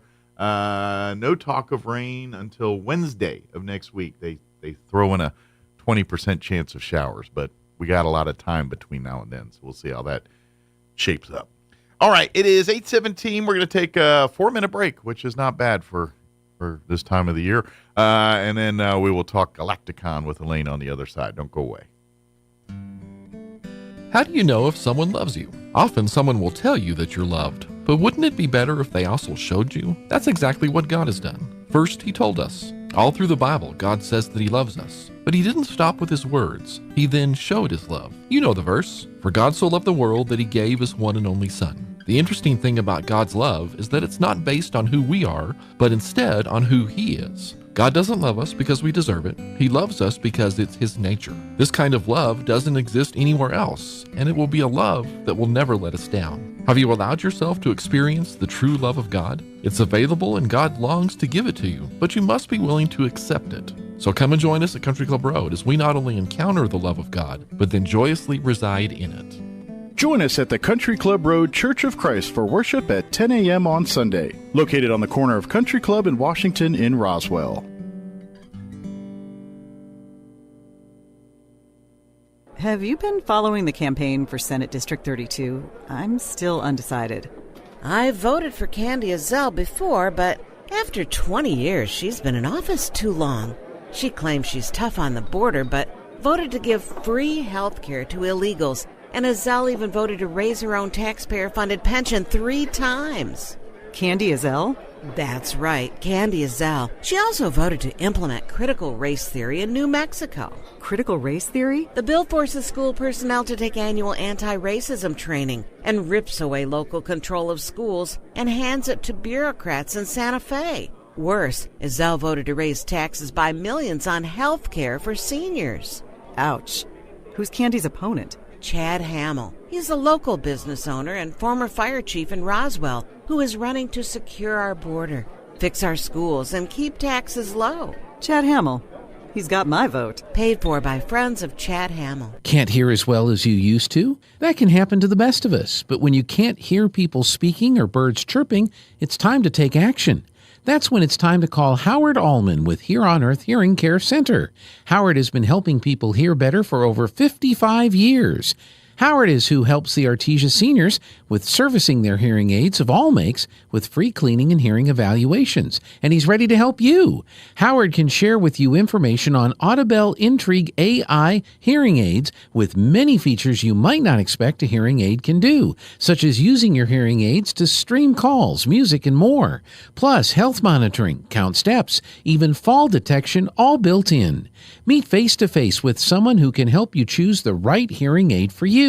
Call Howard at 575-622-0375, and he'll be glad to set up a time to meet with you. That's 575-622-0375 for Howard Allman of Here on Earth Hearing Care Center. Senator Greg Nybert has always fought for local solutions to local problems because many needs of our communities are different from places like Santa Fe and Albuquerque. Greg Nybert has backed our local schools who use a 4-day school week and who are currently under attack by Governor Grisham's administration. Greg fought for us in the legislature, and he was asked to testify to win the current preliminary injunction stopping enforcement of the 5-day school week. Greg Nybert gave money to fund the legal expenses of the school board, which was sued by the New Mexico Public Education Department to enforce their rule. Greg believes in education. He served on the board of the Roswell Independent School District, and he is an assistant scoutmaster and a Bible teacher. Keep Senator Greg Nybert to continue the fight to promote and protect local control of our schools because he knows how. Vote for Greg Nybert for State Senator, District 27. Paid for by Greg Nybert for State Senate.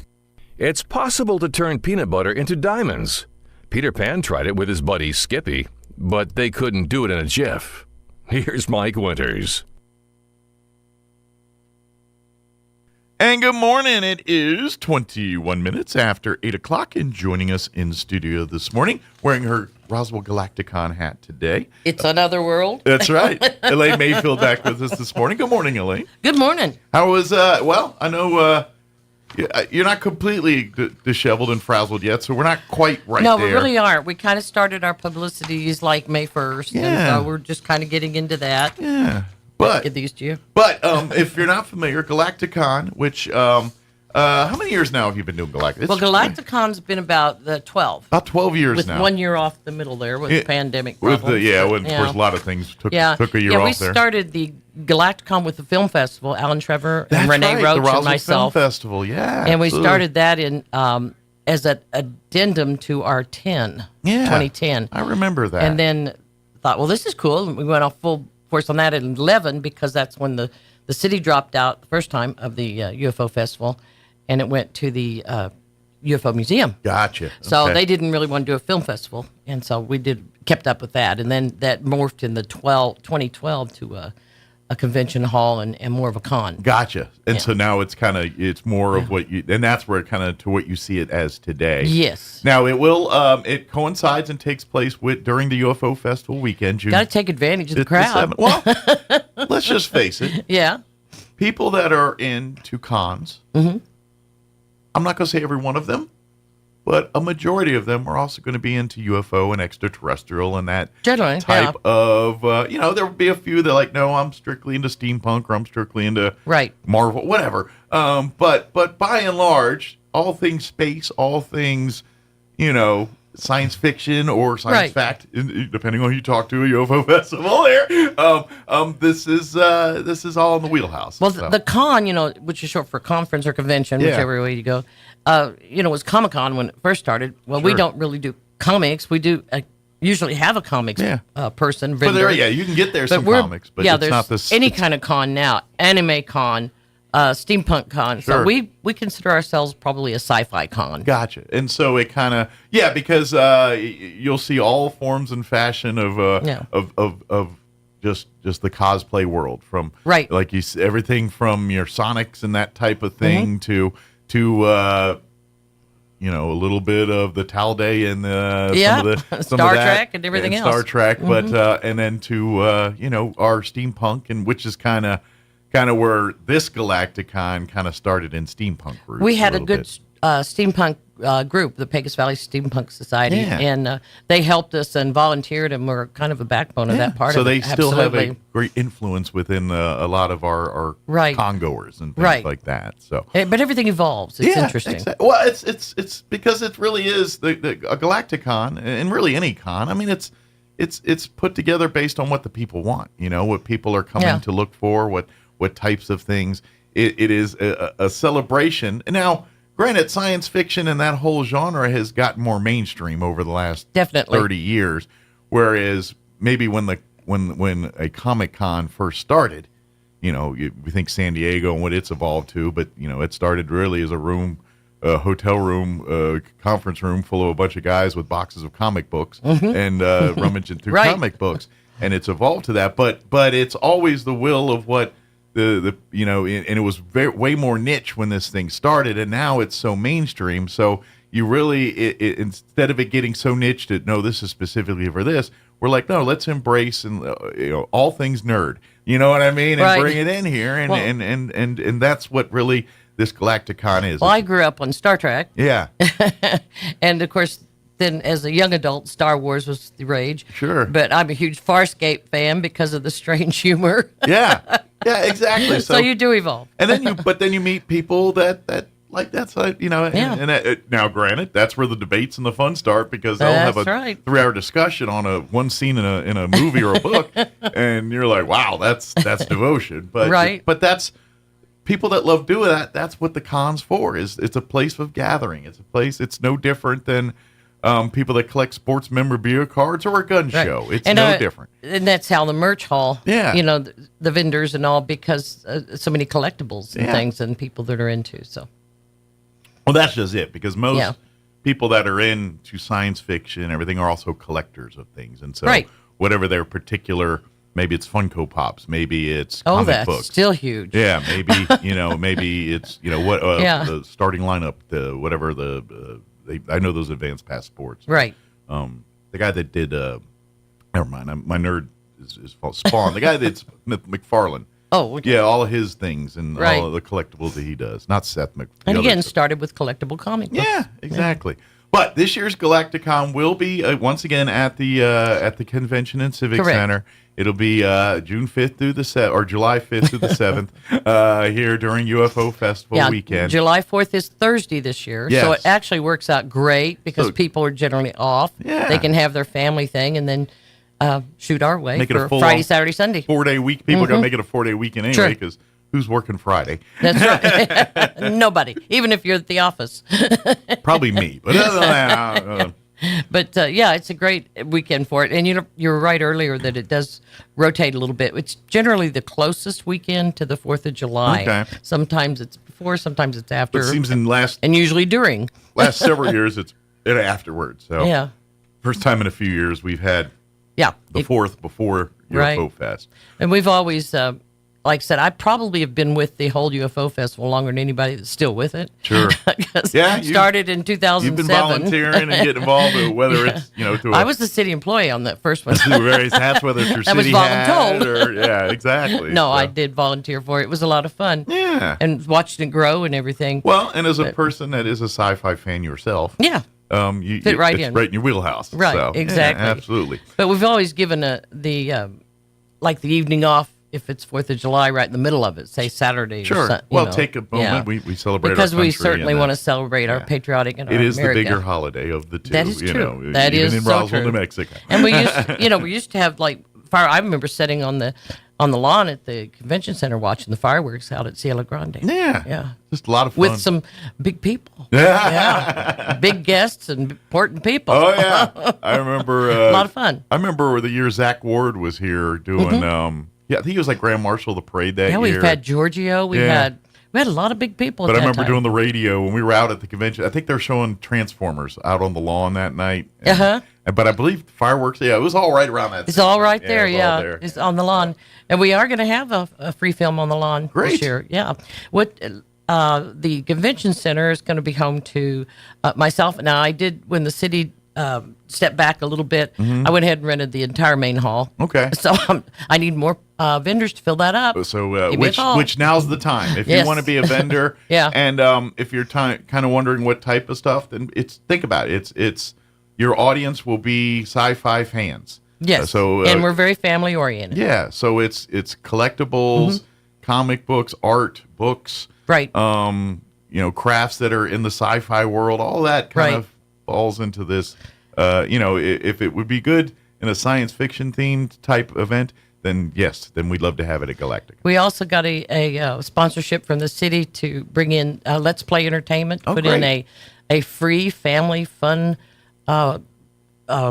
playground and water park. They're going to bring some of the water slides free to the public. Just have a play area. Cool off. And we've got great parking, of course, the big parking lot Plenty at of parking DeBremen. wonderful. There's two big old lots there. That's right. If you park at. So we're the Roswell Daily Record's doing the film festival this year. Excellent. Yeah, and so we're kind of found our niches and working into that. Now, are they going to be showing the films at Galaxy 8 or at the actual? Okay, great. They're going to set up a screening room that they can do all that. Yeah, the council room. Excellent, perfect. So we also are having a free room for public to watch bringing in some guests and things of that sort. Okay. And that is part of that sponsorship. Okay. And of course, like any con, there's going to be panel discussions and everything else. So if you're wanting to learn more about costuming and those types of things, we'll have panels throughout the weekend. Right. Talking about and learning those kinds of things. So you get to. So it's just like a traditional con.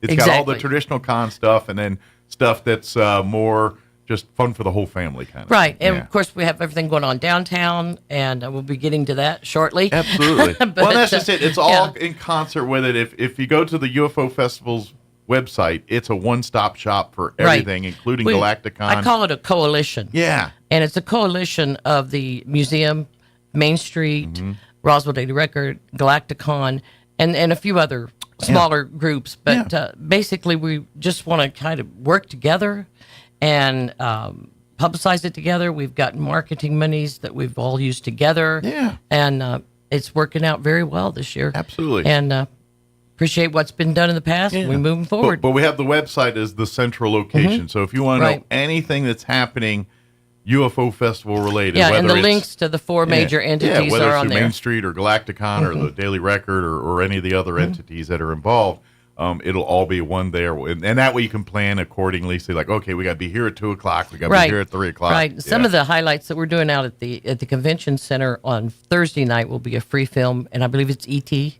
Excellent. This generation has to see it.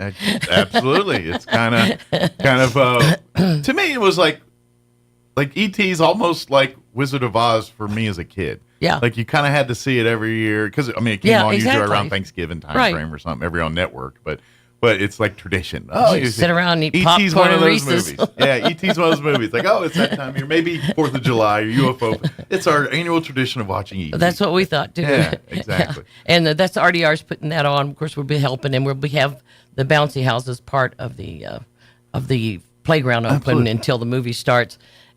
Friday, we start at noon. I believe the film festival, and you've got a schedule there. I think it starts on Friday. At 9 to 6, the film festival. There you go. So, and then we open our merchandise hall at noon. Okay. So we will go to 6. They will go late because we will have Clyde Lewis. He's going to be doing Ground Zero. Broadcasting and doing Ground Zero from the convention center. Excellent. So you can come out Very and watch good. and come get see involved. Clyde. He's always fun to watch. Yeah. We've Internationally known UFO and sci-fi person. Yeah, he's obviously he does Ground Zero with Clyde Lewis beginning at 8 p.m. weeknights right here on 106.5 Roswell's Talk FM. But yeah, he's a great guy. Over the years, he's come to do UFO Festival before his show for the weekend. A couple of years ago he came. And got a chance to talk with him and his people. They're great people, great folks. Yes. They love talking conspiracy. They love talk like I'm not as dyed in the wool. Like I believe we landed on the moon. Okay, I believe that. He does not. It's always fun. But that's what a conspiracy theorist radio guy That's does. right. And sci-fi That's and paranormal activity. He talks about these things. So exactly. But he's very entertaining, and if you ever get a chance to see him live, go see it this weekend. He's because to me he's got such that. Like his voice, like the way he like when he starts his show and he's got the music. I'm Clyde Lewis, and this is Grounds. So seeing that in person's kind of cool for me. But that's just well, years ago again, going back, we had George Nuri, we had Art Bell, we've had a lot of the big who's who of your prayer alien talk radio or that kind of extraterrestrial type. We had program for 3 years in a row. We had the Today Show broadcasting from the convention center. Yeah. That was not fun. I'm not a morning person. Because they started like 2 in the morning. Exactly. Because they got to be on at East Coast time at like 6 or 5 in the morning. That's right. So, yeah. Exactly. But it was a big kudos to us and to us being Roswell. Absolutely. So come be a part. Come see it. Now, like I said, if you want to be a vendor and stuff, now's the time. What about volunteers? I'm sure always looking for We're volunteers. always looking for volunteers. We are kind of established a Galacticon crew. Okay. And when the pandemic kind of squashed it, we had about 40 people so that we were meeting occasionally. So we want to build that back up again, too. So reach out and it's a good time to start. Absolutely. So reach out to Elaine and, if you go and get involved. RoswellGalacticon.com. Yeah, and there's perks to being a volunteer, Sure. T-shirts. Swag and, get to meet. And, a Minion shirt. Everybody wants my Minion shirt. Well, plus you get to meet some of these, like if you always want to meet and hang out with Clyde Lewis, this is probably a good way to do that. As a volunteer, you probably have to help logistically. And that's the fly on the wall thing. Exactly. And then, because in essence, like we've done that in the past for like when they do the shows and then, me and Gene have served as roadies for those guys and kind of help logistically. So you're a fly on the wall for everything. I know, it's fun. It is kind of neat. Yeah. So highly recommend being a volunteer. Another whole aspect that we need to talk about is gaming. Yes. We have a huge gaming crowd here in Roswell, and Matt Bromley's on my board, and he's kind of oversees all that. I'll have him in the next couple of weeks or so, but and gaming is huge, and what we do is have free gaming during the... Are you guys doing tournaments and stuff too and all that? Yes, we are. Usually when that comes, they have tournaments. It's $5 admission. Okay. But we got to pay for the building. They did knock their prices way down, but they still cost. It still does cost. So, and trust me, $5. July 5th, 6th, or 7th, you're going to appreciate being inside the air-conditioned building of the Roswell Convention. That's always my sell to the vendors. We have air conditioning and we lock up at night. That's right. But the gaming is a huge part of it. Absolutely. And, especially if you've seen like Dungeons and Dragons, we'll just use that. And you think, well, that looks cool. Yeah. We have people who teach it. Yeah. Yeah, and that's just one of the many games, because I think they do both. They do the tabletop, like your Magic the Gathering. Those. Yeah, we started doing some video last year. But then there's video as well too. So your Call of Duty or whatever game, Fortnite, whatever they're into right now. Whatever they're into. Yeah, whatever the latest game is, I don't know. Well, Matt is a game designer. And so he usually has a new one to pop out there. Excellent. And Taco Party being his. Well, that's fun one too. That everybody loves. Play it's new just games fun. and things, And while I like this because I remember, especially 10, 15 years ago, it would be pretty common for you to walk into anything, where the Hastings bookstore, or the Target food court, or the Walmart food court, or the Kmart food court back in the day. There used to be a group of people playing Magic or some D&D or some kind of tabletop game like that. And now it's kind of getting where we're having gatherings just for that instead of people. Well, the pandemic really boosted the tabletop gaming industry. Yeah. Absolutely. Yeah, absolutely. You were home, you thought, I got Dungeons & Dragons back there somewhere. And to be honest, young people playing with things that don't have to deal with lights and electricity and a phone, I'm all for. Yeah. Sometimes you need a little on-screen it's time. The new Monopoly, right? Yeah, exactly. It forces people to communicate face-to-face. What a novel concept. But yeah, so you'll plenty of gaming opportunities. And if you're new to, or want to get into the world, what better place than meet a bunch of people that have that interest they love to show and to... it's fun. You can hear them laughing and having a great time. People like it when you get involved in their interests. And so when you come in to show that you have an interest in their interest, they're going to go out of their way to get you to like it like they like it. And we are working pretty much on doing the escape room again this year. It was so popular last year. So are you working with the community theater folks again and all yes, that? and one of their entities. Awesome. Good. And I believe they're going to do an improv thing as well. Awesome. They do the Battle of the Bands on Friday night, so they usually aren't out there on that. But we go Friday noon to 6, Saturday 10 to 6, Sunday 10 to 4. Very good. So it's kind of echoes the same as downtown. And you can get like day passes or weekend passes or... We're doing just the $5. We're just doing a day pass. Just a day pass. Now we do have a plus pass, which is a swag bag. Okay. So it's $20 and we have a lot of stuff in there. Yeah. Yeah. Okay. Stuff. But that way, and that's why. Let's face it. Some people love to go to UFO Festival and Galacticon and all that for the swag. Like, sure, they'll participate, and that's fun for them.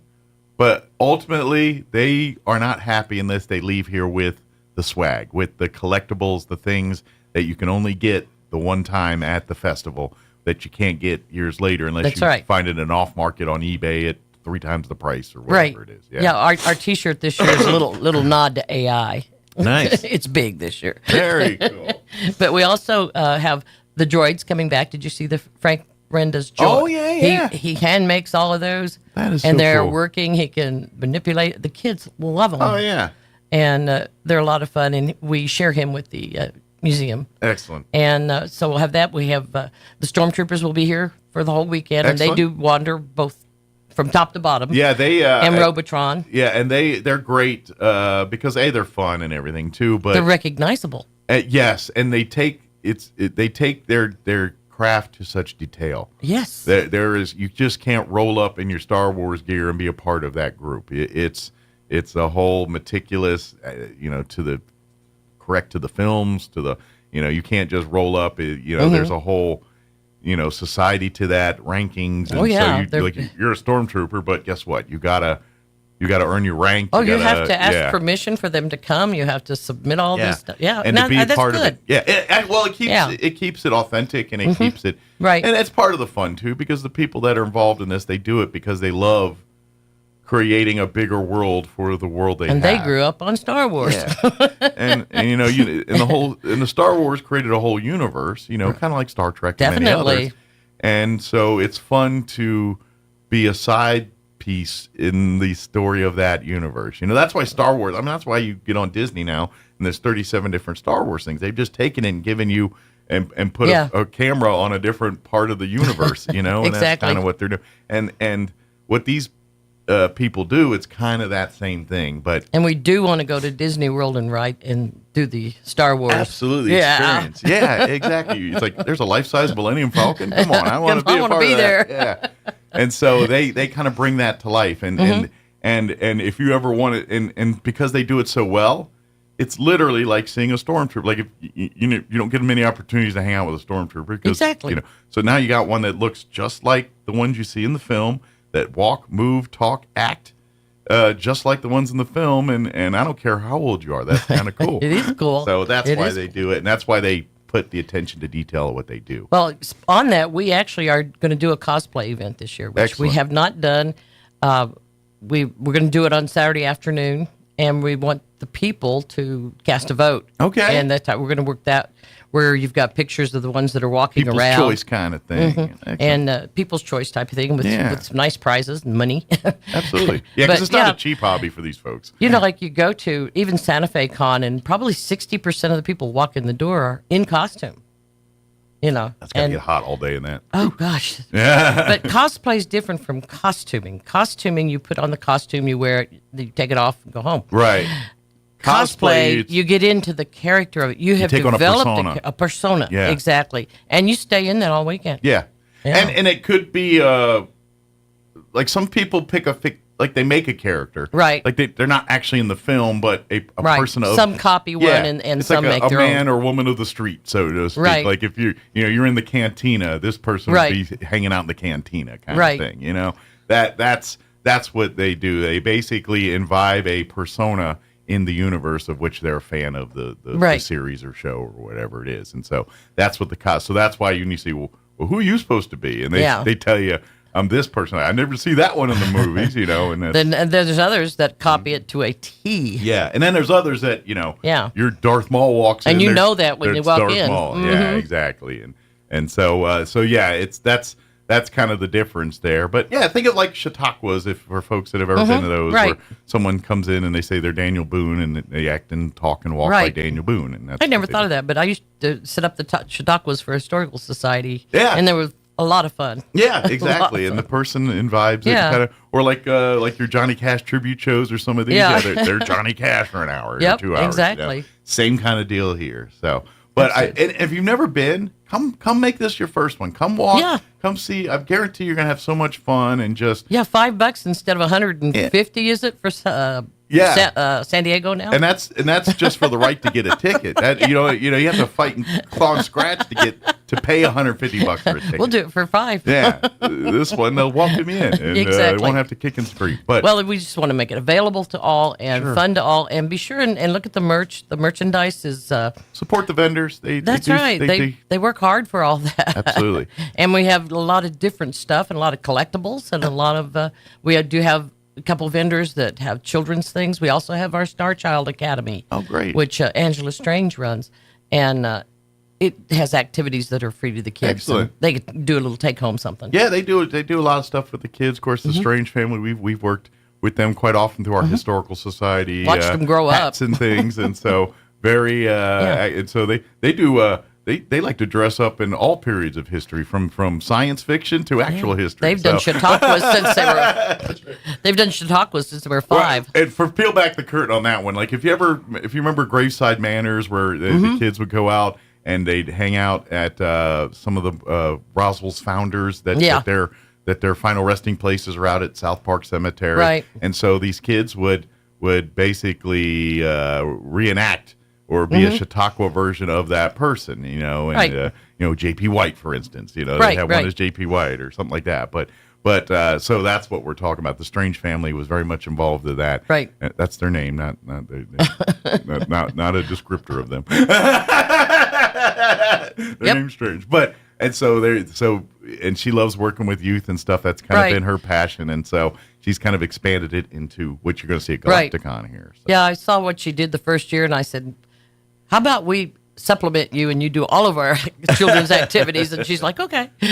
But yeah, her and her family are great active community members. They're going to be at the Talday this weekend. Excellent. Also. Which, by the way, and we'll have I know Guy's coming in Guy tomorrow. Malone, and I think he's bringing in one of our guests. Excellent. Okay, and he'll be in tomorrow on the show. Right. To remind people, because Friday everything kicks off at the library tomorrow. Right. For Talday, and for everything there with that. And then Saturday, Galacticon is hosting a big Talday con. Right. All day at the convention center this Saturday. Right. Too. And it's based on the Hitchhiker's Guide to the Galaxy. Yes, exactly. People say Talday? Yeah, Talday. It's part of Hitchhiker's Guide to the Galaxy. Yeah. I'm sorry, I should have mentioned that part. But if you're a fan of the book or the movie. Or just want something different on a Saturday. Yeah, so be warned. Tomorrow and Saturday, you might notice a few people walk around town with a towel over their shoulder. Yeah, it might be because it's hot, but they may just be honoring Talday and big fans of Hitchhiker's Guide to the Galaxy. Right. So. Exactly. Absolutely. But we decided we kind of wanted to try some things throughout the year, and not just 4th of July weekend. Sure. So we've done movies. A movie's coming that's cool. We kind of set up to go, and we've done a gaming thing, and we'll probably do another gaming convention next year or so, and. This was kind of different, so another sci-fi. And if you're not familiar, and we'll talk more about tomorrow when we have Guy and everything in, but the 25th of May, I'm right, is known internationally as Towel Day. Yes. And throughout the world, yes, people celebrate Towel Day. Fans of Hitchhiker's Guide to the Galaxy, and this is international. It's been going on for years. It was the author's birthday. Yeah, it was. That's it. It was the author's birthday who passed away about 20 years ago. Yeah, and quite young. Yeah, he was like in his 30s or 40s. He was 45, I think. Yeah, something he like was that. very young. So to honor him, they celebrate Towel Day on his birthday, and it's all grassroots, and now it's kind of evolved over the years to we're seeing festivals and various things around the world that are going on, and so why not celebrate science fiction? And what better place than do that in Roswell, New Mexico? So. Did you know that May 26th is Dracula Day? Oh, really? I didn't know that. Man, Guy knows. So in honor of that, can I eat Count Chocula maybe? Yes, maybe I a bowl think of Count Chocula. Please start your day with Count Chocula. I love that. So Count Chocula. Maybe watch some Sesame Street and watch The Count. There you go. And kind of do a whole thing. Exactly. But so if you want to get a precursor to Galacticon, come on out to Towel Day this weekend. But mark July 5th through the 7th. July 5th through the 7th. I keep saying June. July 5th through the 7th on your calendars. Go to the UFO Festival website to see everything going on during that weekend.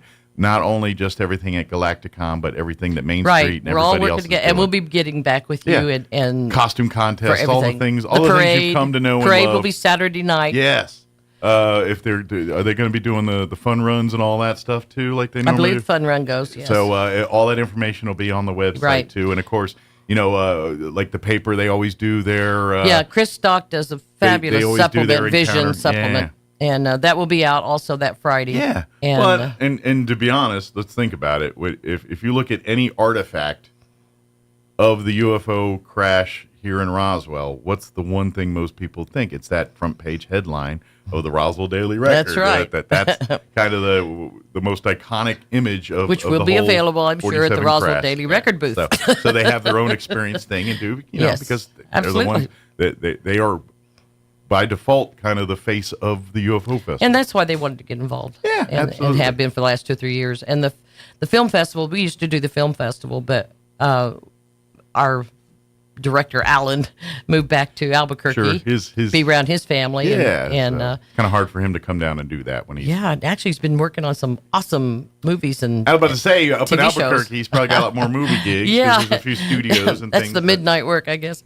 So like Netflix headquarters. Is up yeah, there. So exactly. It's booming right now with it. So, but.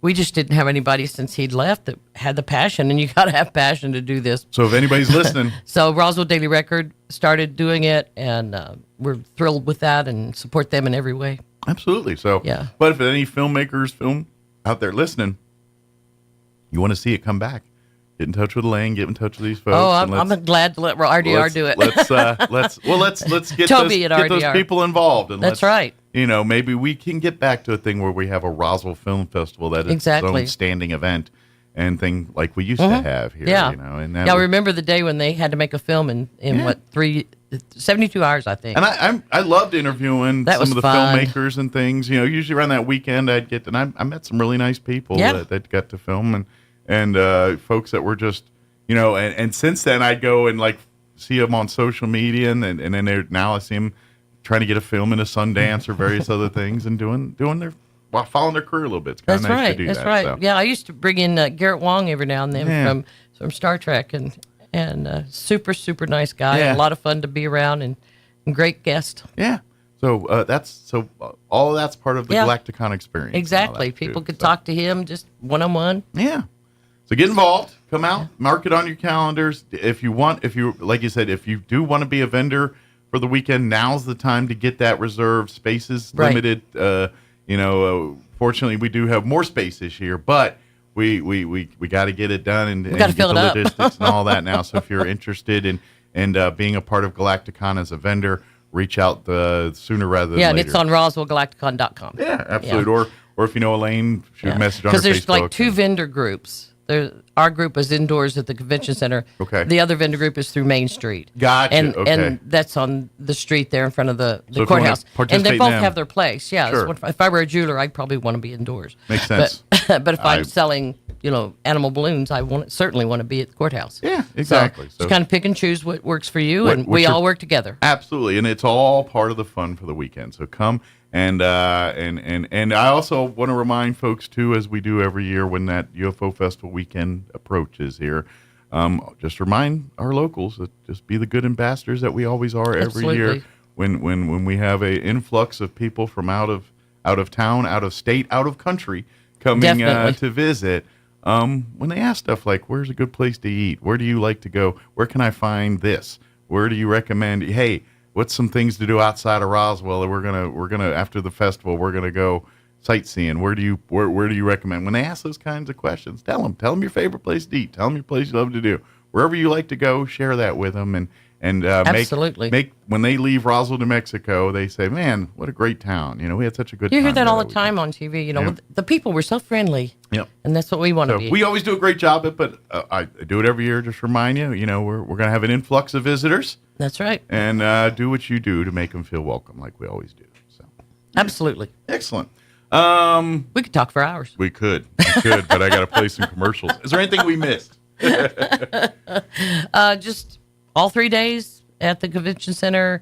We'll have the free films, the film festival, the playground for kiddies and water park too, so they can cool off. And come in your favorite costumes. Come. Please do. We love it. Be part of the spirit of the fun. Absolutely. And we got plenty of free parking. And there's no rules. As long as it's family friendly, nothing adult. Yeah, but modest. But other than that, if Yeah. you want to come in as Fred Flintstone, God bless you. Yeah, If you want to come in as George Jetson, God bless you. If you want to come in as Thanos, God bless you. Yeah, whatever you want to do. Absolutely. Yeah. We do gaming. We do the merchandise. We do fun things like escape rooms. Yeah. Just try to have a good time and try to keep our costs very minimal. Bring your kids and let your inner kid come out and be a part of this. Too. Absolutely.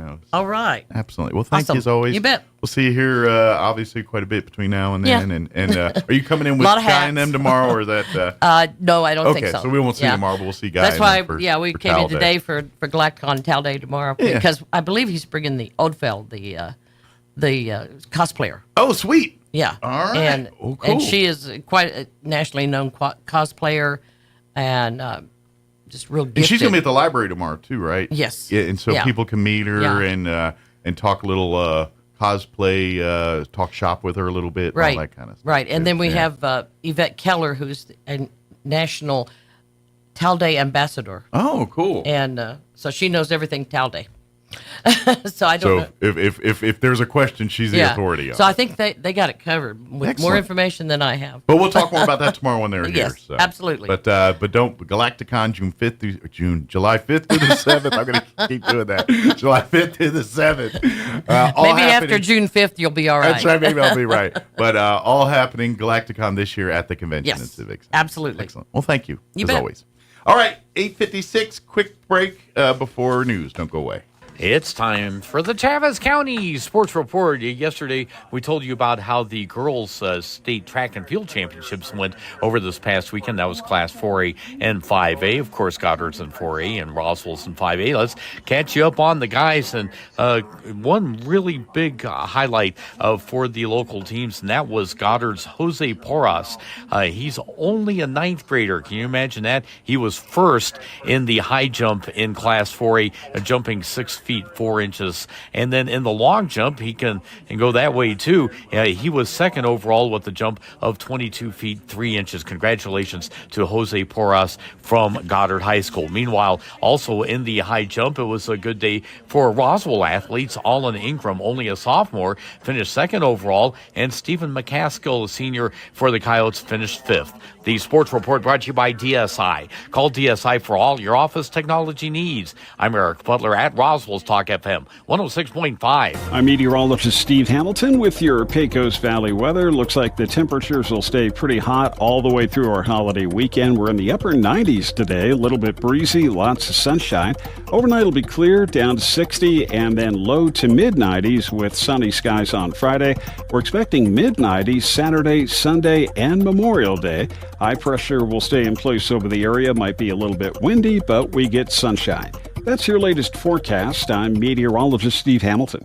This is State Representative Jim Townsend. Because of the continued efforts of Senator Greg Nibert and others, Republicans have experienced a significant victory. A judge stopped MLG's attack on our local schools' ability to make their decisions on 4-day school weeks. Greg Nibert constantly works behind the scenes to support our communities. I wanted to tell you how much we owe him our thanks. Greg has been a leader protecting local control of our schools. He's one of the best assets conservatives have in New Mexico. Today, he's the only oil and gas expert we have in the state Senate. Greg is the best chance we have in the Senate protecting our jobs from destruction by the progressives and MLG. We must re-elect Greg Nibert because he protects our jobs, our freedoms in southeast New Mexico and New Mexico as a whole. Please join me in supporting Greg Nibert for State Senate. Paid for by Greg Nibert for State Senate. This is Chaves County Sheriff Mike Harrington. Candy Ezell is running for the State Senate, and I want to tell you why she's the best person for this job. Candy has been fighting for us. As a state representative, she's been an advocate for law enforcement and for the rule of law. She's been voting against Michelle Lujan Grisham's attacks on the Second Amendment for years. And whenever Candy stands up and says no, people pay attention. That's why we need her in the state Senate. She's also been fighting for all the policies that have led us to the border crisis, including opposing catch and release of violent criminals, drivers, and professional licenses for illegals. A vote for Candy Ezell is a vote to restore law and order and to secure the border here in New Mexico. This is Chaves County Sheriff Mike Harrington asking you to vote for Candy Spence Ezell for State Senate District 32. I'm Candy Spence Ezell asking for your vote in the upcoming Republican primary on June the 4th. Paid for by Candy Spence Ezell for State Senate District 32. Your home for Coast to Coast AM in Roswell, 106.5, Roswell's Talk FM, KEND, Roswell, New Mexico. A high court rejecting a lower court ruling that the district discriminated against black voters. More American military aid for Ukraine. A couple of U.S. officials tell the AP the Biden administration is set to announce another $275 million worth of aid. In Greenfield, Iowa, a lot of debris to be cleared away following this week's severe weather that left 5 people dead. Crews still combing through mountains of debris. Today, there's a threat of bad weather across a vast area, stretching from Texas all the way into New England. Former Donald Trump challenger Nikki Haley. Who will you be voting for? Haley dropped out of the GOP presidential race 2 months ago. She and Trump had been sharply critical of each other. But speaking at the Hudson Institute, Haley said, I will be voting for Trump. Haley says Trump has not been perfect on many issues. But Biden has been a catastrophe. Even though she's been out of the race for months, Nikki Haley is still getting support in Republican primaries. Trump would be smart to reach out to the millions of people who voted for me and continue to support me, and not assume that they're just going to be with him. And I genuinely hope he does that. Haley earned more than 21% of the vote in Maryland's presidential primary last week. Ed Donahue, Washington. The big holiday getaway is underway. AAA predicts 44 million Americans will be traveling over the long weekend, and the FAA says today will be an especially busy day for air travel. 54,000 flights expected to take to the skies. And look for the roads to be crowded this afternoon and this evening as people head out, and then again on Monday afternoon and evening as they head back home. Watching Wall Street, the Dow is down 286 points. The NASDAQ, 54 points higher. More on these stories at townhall.com. Everybody wants cheap airfare, but where do you find it? You call Low Cost Airlines. Their prices are direct from the airlines, and they're so low you can't find these fares published anywhere. They specialize in cheap flights, discount hotel rooms, cheap car rental rates, and great package deals anywhere around the world. Wherever you want to go, they can help you get there cheaply and with a best price guarantee. If you want the lowest prices on your airline tickets or other travel services, call now. That's right, call. That's the only way to get these rates. Experts are standing by 24/7 to get you the cheapest airfare and hotel rates available. So don't wait. Call right now for the lowest travel prices anywhere and for great last-minute travel deals too. Call 866-755-5300. That's 866-755-5300. Again, that's 866-755-5300. Call us right now. Action right now.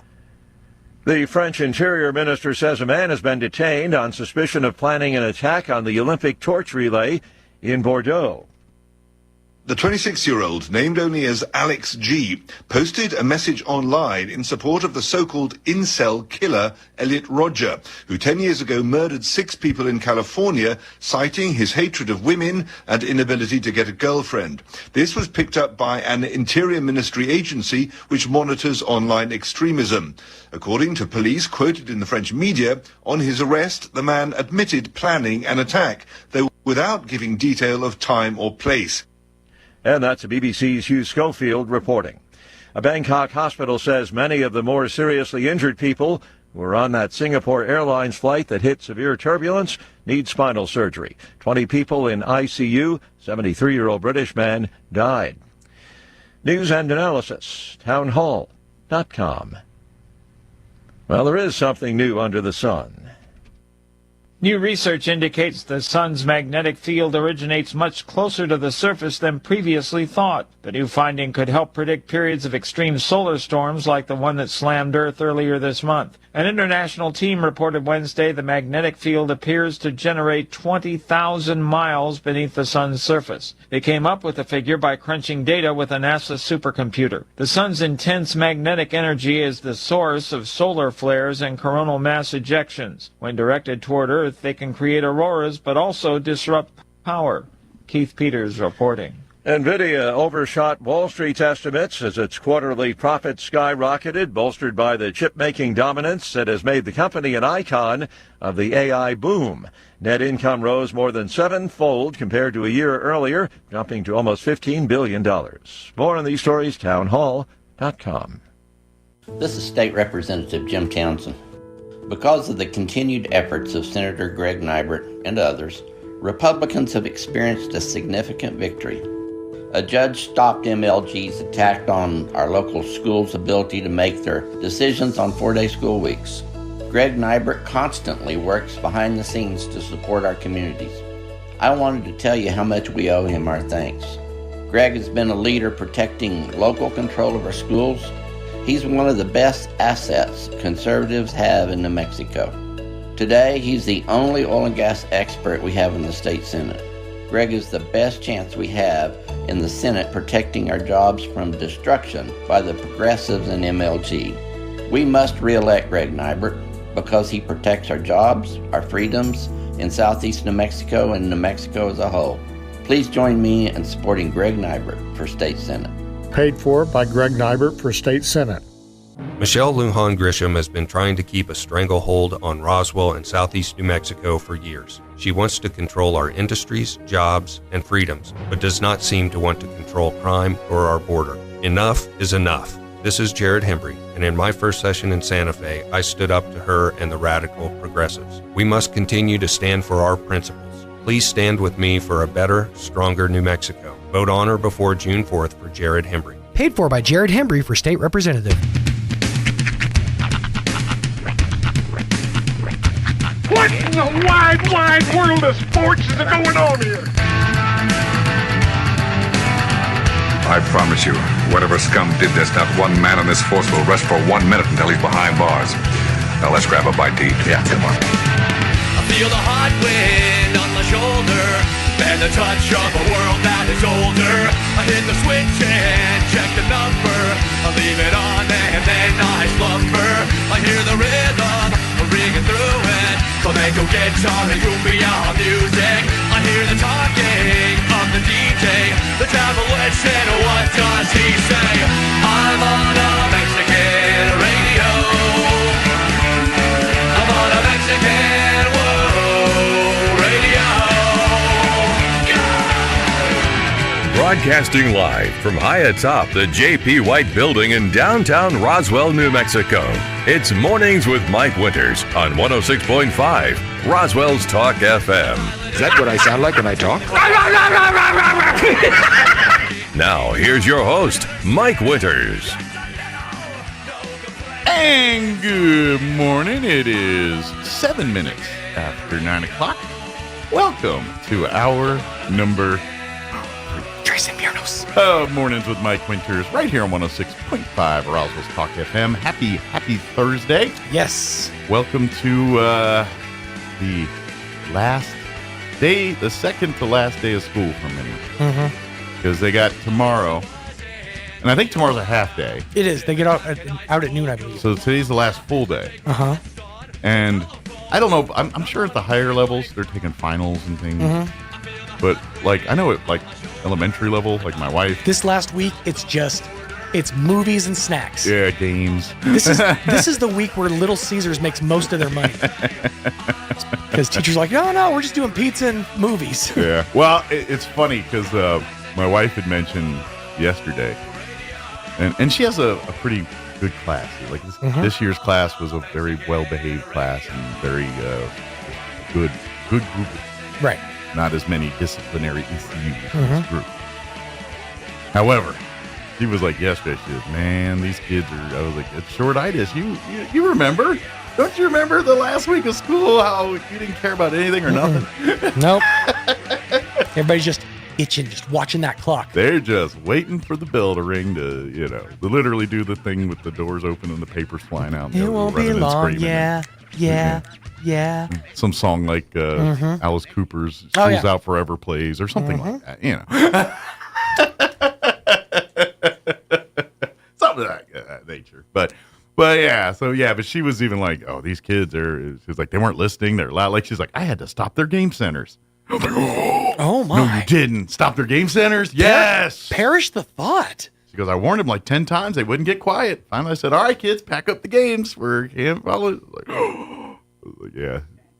It is amazing to me how effective some of their reining in techniques are. Yeah. You could have a class of kids screaming at each other at full volume.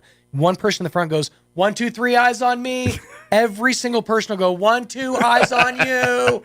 Hey, you should marry one of those. All I'm saying is she's like a sheepdog. I get assigned tasks like I'm a second grade student. Just saying. Hey, it's effective. It gets stuff done. Hey, can you take out the trash, please? Thank you. It's like, I'm not your student. It wasn't an ask. Please, thank you. Teacher's like, hey, pick up the pencil. Thank you. That's I get that sometimes. and no, 9 times out of 10, I just let it go. But if I'm in a bad mood, I'm like, all right, look. And here's the thing, especially during these last couple of days, the little things become the big things because you're all just on edge and just ready to leave. Yeah. So it's like you go from pick up that pencil, please and thank you, to pick up the friggin' pencil. and here's what I know is going to happen. It's 9 o'clock. My wife better not be listening to this. She's busy. All right. Next week, about this time next week, I don't know what to do with my hands is going to happen. And that's when she's like 4 or 5 days into vacation. And she's like, I don't know what to do next. Like, she doesn't want to get right here. And so she wants to do something, but doesn't want to do something. And then and so, yeah, it's just because people ask, does your wife do summer school? Oh, no. Oh, no. That's the thing with detail-oriented people. A lot of times they don't know what to do when they get bored. Yeah. That's why I love being... Everything's a flow chart. I love being a human garbage fire because I know what to do with my free time. Right. I'm not focused on details or the situation. It's not that I don't know what to do. I just don't want to do anything with my free time. It's like, what do you want to do today? Absolutely nothing. Like my goal is to do nothing. And I work hard at doing nothing. Yeah, my kids don't understand. That is a dream come true for me. If I could just have a day where I just exist. Yeah, that's great. Yeah. They want to do stuff. But after 3 or 4 days of that, my wife tends to get antsy. And gets a little... She needs a hobby, like a puzzle or something. That's why I get very nervous about money spent during the summer months because if something's gonna get blown when she's off work and idle hands are happening, that's when it gets bad. Teachers with summers off actually have a golden opportunity. She should every summer teach herself a new skill, like learn the piano between now and when school starts again. Because then now maybe you're not Gershwin or some. Well, that's the point I'm getting. Is she's bored but doesn't want to do anything. Right. It's like I'm bored. We'll go do something. Go play your guitar. Because she can play guitar. Right. She plays 2 songs. She could play more if she picked up the guitar. Mm-hmm. I'm like, it's literally just taking up spaces in the shelves here. We have 2 of them. Yeah. Take up casual gardening. Neither one of them do anything. Just find something to do with your hands, Now, granted, if I do this, she's going to point about 10 hobbies of mine but I'm not the one complaining about being bored. So I'm just saying. I know they're there. I just don't care. Now, has she considered day drinking? Because that's a great way to pass the time. I've found, at least. Yeah, it's and she likes it, but she hits those marks where then she gets restless and that's when the problems start. Yep. But at least hers, they don't end in the bottom of a bottle or no, she's like that. She's a very metered person, which I've always admired about him. No, yes. She's when she has free time, she'll just I'm just gonna go see what Mac's doing. My wife is a lightweight when it comes to drinking. Anyway, I'm sure. The 3 or 4 times I've seen her in those scenarios, it was literally a couple shots. I was like, she looks like she could throw back a thimble or 2. Yeah, the times I've had to hold the head for the toilet thing.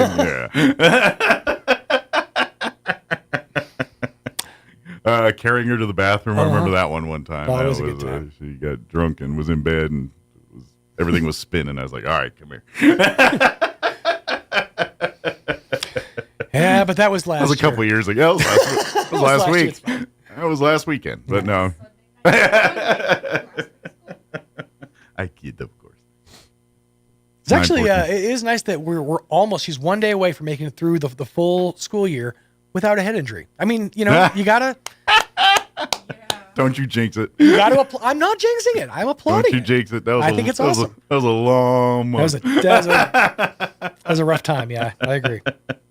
The weird thing but I'm is, glad I can laugh about it now. Absolutely. The weird thing is graduations are happening. Obviously, we got the high school graduation starting, I believe, tonight. And those go through Saturday.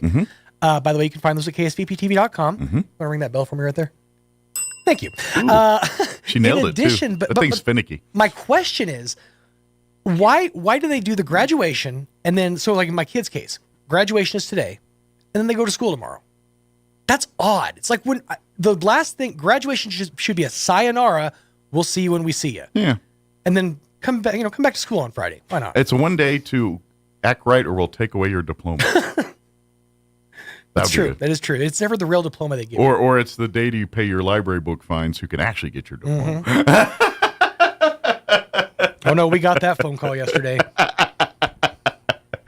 Please check through your kids' backpacks and make sure all library books are... Any belongings you might have brought on the... never mind. But anyway, yes, graduations, all that. We'll have it for you, ksvptv.com. Let me give you the rundown for this hour of the show. Yes. We're going to talk pets. A bevy of pet stuff here. We actually have, of course, we'll have Crystal Noble joining us here with the Roswell Humane Society. And Chantel Mayrow. All right. I was close. I was close. That's close is good for me.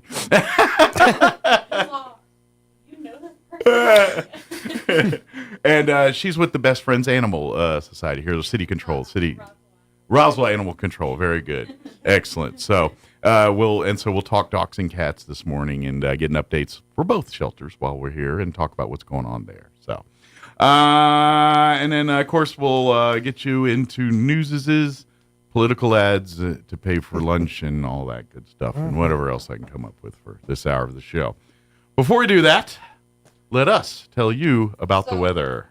Weather is brought to you by Bob Reed Pest Control, pest management for all of Southeast New Mexico. Bob Reed Pest Control. No job is too large or too small. Call today from anywhere in Southeast New Mexico, 575-623-5344. I'm meteorologist Steve Hamilton with your Pecos Valley weather. Looks like the temperatures will stay pretty hot all the way through our holiday weekend. We're in the upper 90s today, a little bit breezy, lots of sunshine. Overnight will be clear, down to 60, and then low to mid 90s with sunny skies on Friday. We're expecting mid 90s Saturday, Sunday, and Memorial Day. High pressure will stay in place over the area. Might be a little bit windy, but we get sunshine. That's your latest forecast. I'm meteorologist Steve Hamilton. You may be wondering why an Eastern New Mexico rancher wants to be part of our state Senate. The answer is simple. I want our conservative values heard in Santa Fe. My name is Pat Boone, and I'm running for New Mexico Senate District 27. This beautiful state is primarily rural land, and my family's been ranching here since 1884. I'll fight for your land rights, your parental rights, and your right to bear arms. I'd appreciate your Republican primary vote on June 4th. Paid for by the committee to elect Pat Boone, Mark McKay, Treasurer. Have you been following the campaign for Senate District 32? I'm still undecided. I voted for Candy Azell before, but after 20 years, she's been in office too long. She claims she's tough on the border, but voted to give free health care to illegals. And Azell even voted to raise her own taxpayer-funded pension 3 times. Candy Azell? That's right, Candy Azell. She also voted to implement critical race theory in New Mexico. Critical race theory? The bill forces school personnel to take annual anti-racism training and rips away local control of schools and hands it to bureaucrats in Santa Fe. Worse, Azell voted to raise taxes by millions on health care for seniors. Ouch. Who's Candy's opponent? Chad Hamill. He's a local business owner and former fire chief in Roswell who is running to secure our border, fix our schools, and keep taxes low. Chad Hamill. He's got my vote. Paid for by friends of Chad Hamill. A good night's sleep is so important, and issues like sleep apnea make falling asleep and staying asleep nearly impossible, but we can help. I'm Dr. Sarah Usher at Carabelli Dental. With the help of a simple oral appliance, your sleepless nights could be a thing of the past. But don't take my word for it, just ask Lainey. My name is Lainey Smith. I wasn't surprised when I found out I had sleep apnea simply because I had a horrible sleep pattern. I attempted to use the machine and it drove me nuts and I could not sleep with it. And then that's when Dr. Agger told me about the oral appliance. I would suspect I've been using it for 2 years now. In all of that time, I've had less than 10 poor nights of sleep. It's a complete game changer. I feel a lot better because I sleep. This simple appliance can change your life. Call us today to set up your appointment so you can finally get the good night's sleep you need. Come see the team at Carabelli Dental at the corner of 9th and Main in Roswell or call 575-622-4455. Every person listening to this ad right now will agree we as a nation are facing an uncertain future. We're at a crossroads. The status quo has failed us. We've got to fight. We've got to take back what we have lost. With your vote, you can join this fight. We can no longer squander our vote and our voice as if we're voting in a high school popularity contest, nor can we continue electing self-serving politicians that claim to fight for you while making backroom deals that have facilitated the erosion of your liberties while destroying our livelihoods. My association with various different grassroots organizations, patriot groups, and activists has led to statewide citizen participation efforts to initiate grand jury investigations and the referendum of historically egregious laws. Similar efforts are being planned. These efforts will continue far into the future. We have within our reach the tools and weapons we need to end this tyranny and stop the assault on our faith, our liberties, and our way of life. We have the God-given authority to take back what we have lost. When you vote for Larry Marker, you're not voting for me, you're voting for we. Paid for by the committee to elect Larry Marker. If you suffer from poganophobia, you would not want to attend a party with the following people: Kenny Rogers, Santa Claus, Willie Nelson, the cast of Duck Dynasty, and 2/3 of ZZ Top. Here's Mike Winters. And good morning. It is 21 minutes after 9 o'clock, and joining us in studio this morning from Roswell Animal Control here, Chantel Mayro. Maybe you should put. Oh, there is an I after it. Yeah, Mayro. I guess I'm doing what's AIR, so I do it like fair, and that's why in my head I'm fair mayor. That's a Mayro. So I apologize. No, you're fine. Chantel Mayro with the Roswell Animal Control, and of course Crystal's back with us with Humane Society of Roswell here. Good morning. Good morning. Good morning. How y'all doing? Which, by the way, if you're not familiar, they're both right next door to each other. So if you're in one facility looking for a pet to bring home, and you don't find one that quite matches up with your personality, walk right next door to the other place, and you're rescuing pets regardless of which facility you find an animal out of. People confuse both of us quite a bit. So I always tell everybody, we have a metal door, they have a glass door. That's how you know the difference. Yes. And then, and you guys have a thrift store attached to it, too. Yeah, but a lot of people think that when you walk in the thrift store and you go into the kennels, because, we have the shortcut door. Sure. That when you end up in the back, that you're in animal control. And I'm like, our building is not that big. They're like, but we hear the dogs, too. And I'm like, yeah, but you have to go out this door and that way and behind us to get into those dogs. Hey, and they're like, secret thing, if you keep going to the next door, is an ice cream shop back there. People going to be looking for that now. They're going to be like, we heard there's free ice cream today. It's hot. But yes, and so really this is kind of between the two of you, you're kind of the two main resources for pets here. I mean, we have some other great animal rescues and things here, but I would say the most of the city's animals are housed between the two of your facilities here and county and the county here as well too. But and here's the thing: is these are all animals that are looking for great homes.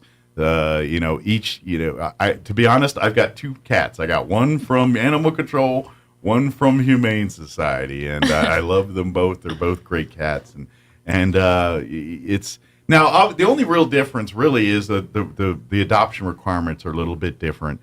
With the Humane Society, you guys will inspect the property to make sure it's suitable for an animal. If it's a dog, it's got to have a fenced-in yard and all that. Cats, they have to be indoor cats.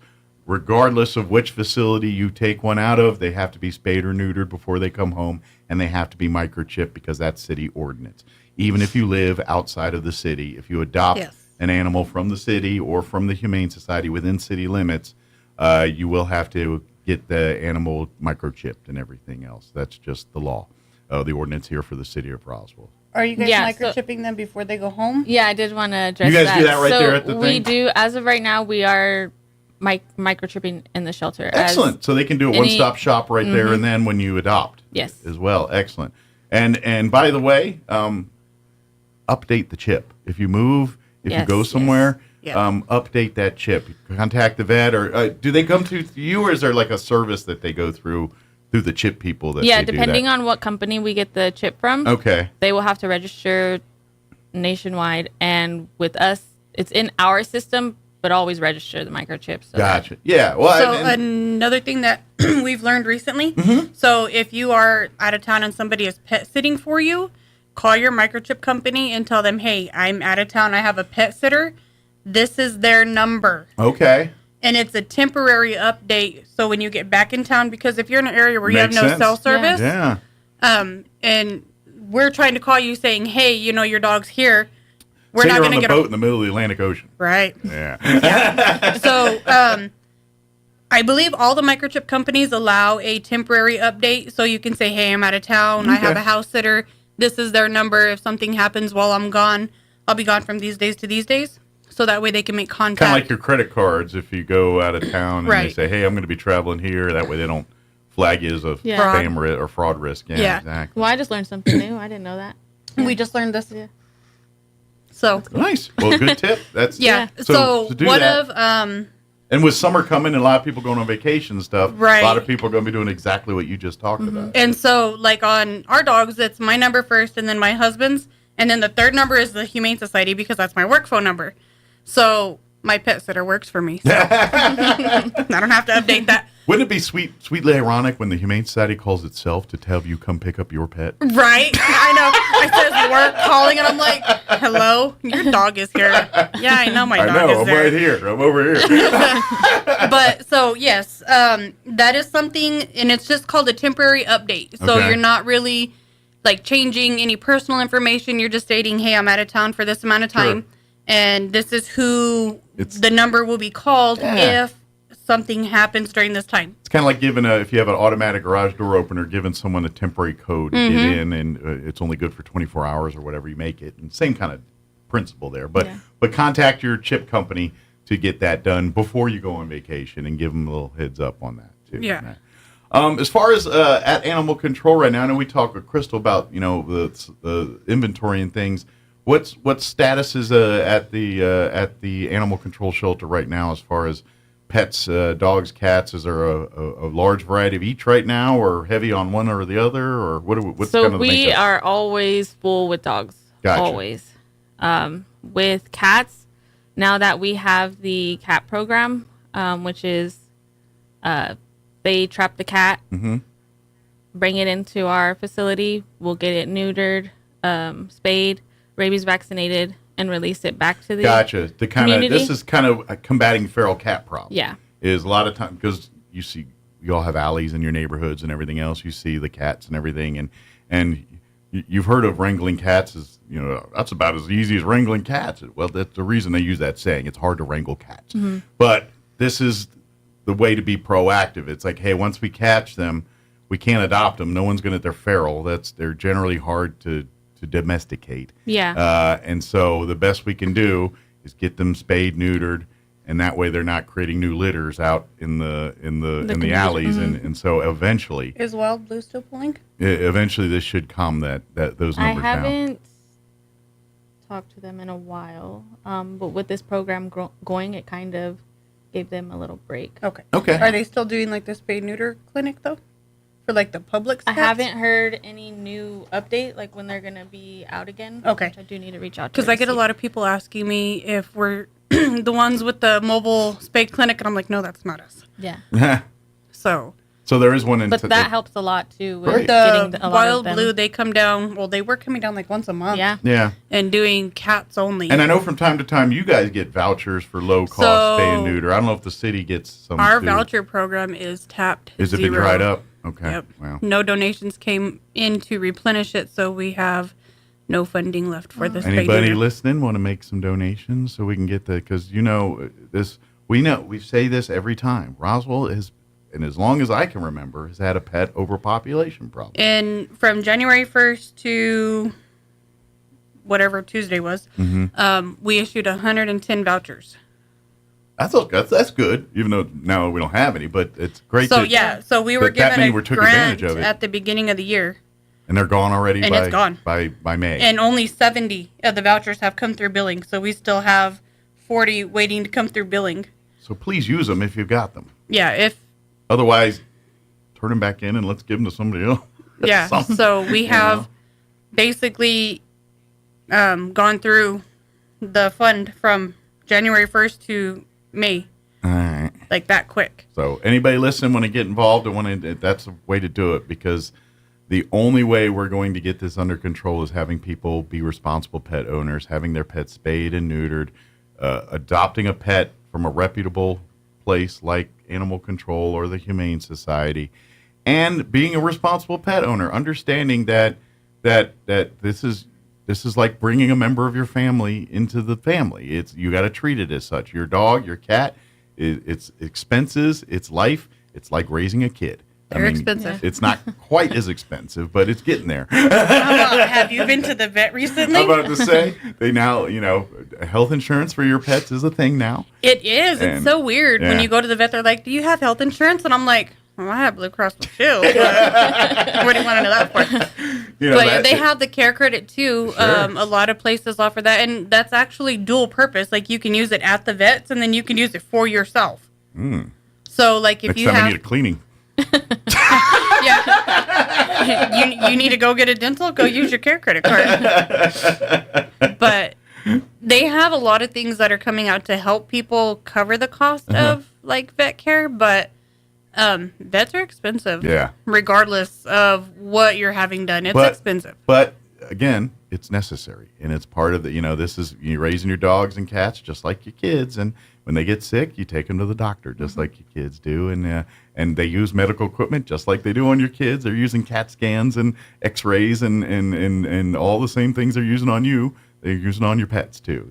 Maybe different versions of it, but same stuff. It all looks the same, and it costs the same. It does very, very much so. That being said, as far as requirements for adopting from animal control, I know, like we said, they're a little bit different than the Humane Society. Mm-hmm. What's requirements for people to be able to adopt from you guys? So right now we do have same day adoption. Okay.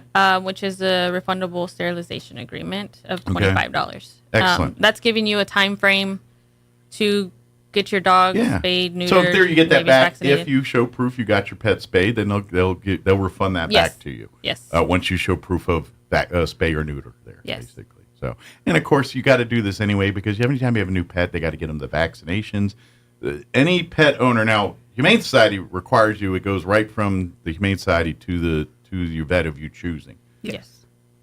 If you adopt from animal control, I recommend you do the same thing. You adopt the pet and make an appointment right away for your vet to take a look, just to make sure there's no other lingering issues or, a heartworm or parvo or any of the, communicable diseases that do tend to get in things. And kennel cough, that's something that's very common with an animal. Heartworm is not actually common here, but we had one not so long ago when I had transported to Albuquerque that had tested positive for heartworm. Oh, wow. It's not common here, but we do have it occasionally. Okay. Mm-hmm. Get your dogs on the heart guard or whatever, $50 you choose. test. Yeah. And they do have to do the test. Now, please, just don't go buy heart guard and feed your dogs the heart guard. You can't buy heart guard. You have to have a prescription for it. You have to have a prescription for that one? Okay, that explains a lot. Yeah. But yeah, so luckily you can't just go buy it over the counter. You have to have a prescription. Good. And if you don't have a heartworm test on file with the veterinarian you're trying to purchase it from, they won't sell it. They won't sell it. Yeah. But so go through your vets to get that taken care of. But any of that, it's just good to have that, making sure you start a health history with your pet at the vet of your choosing. That way, because odds are they probably need to get rabies shots or. No, they do start them on vaccinations. Do they start them on vaccinations too? Okay. Yeah. But if they need any of that stuff, then they're good to go. And then of course, getting spayed or neutered, and that way you can take them home and let them, meet the rest of the family and do the family stuff here. But unless you're willing to make this animal part of your family, I suggest maybe get a stuffed animal or get them a Pokemon, something that's not life. You know what I mean? Because unless you're willing to invest the time, the money, and effort like you would a child. If you're not willing to do that, then maybe adopting a pet is not for you. Yeah. That being said, if you're looking to make a loving home and if you want your family to have much more happy memories, then I highly recommend you get a pet for your home because they do create so much memories and so much fun. And I mean, you and I talk about my cats and your dogs and the shenanigans that happen every time we talk, and that's so much fun. This is part of my recent shenanigans. I'm starting to see shorts. I can pull up my legs. You can show me the cats leaping off my lap marks. But they bring so much joy and love to your life, and it is so worth it if you're willing to invest the time and the energy. You will get it back in tenfold with the love and the memories and everything that pets bring to a family. You can't match that. It's just, there's a reason. America's Funniest Home Videos would not be on the air still if it wasn't for pets. I'm telling you right now. I agree. 90% of that movie or that show would be off the air. I like watching reels and the things that people record their pets doing. It just cracks me up. I'm like, God, and it's weird because the second I pull out my phone to start recording my dogs, they're like, oh. Right. What are you doing? Yeah, they get all like, I'm not doing it. Then, as soon as you turn it off, they go right back to acting stupid. Yeah, exactly. Yeah. But a lot of people, and I don't know how much animal control gets this, but a lot of people, they tell us, well, we won't adopt from the other shelter because, they don't take care of their pets. Okay. So, and then half the time, they're thinking that they're talking to them when they're talking to us, or us versus them. Sure. So, and I always tell everybody, regardless of which shelter it is, you're still adopting an animal and saving a life. Mm-hmm. Our shelter, their shelter, we're here to get them homes. Sure. And we do what we need to do for them while they're in our care. And that's the thing, too, is it doesn't matter if it's Humane Society, Animal Control, or any other housing facility for animals. You're seeing them at their worst. You are. It's like them kind of being in jail a little bit because even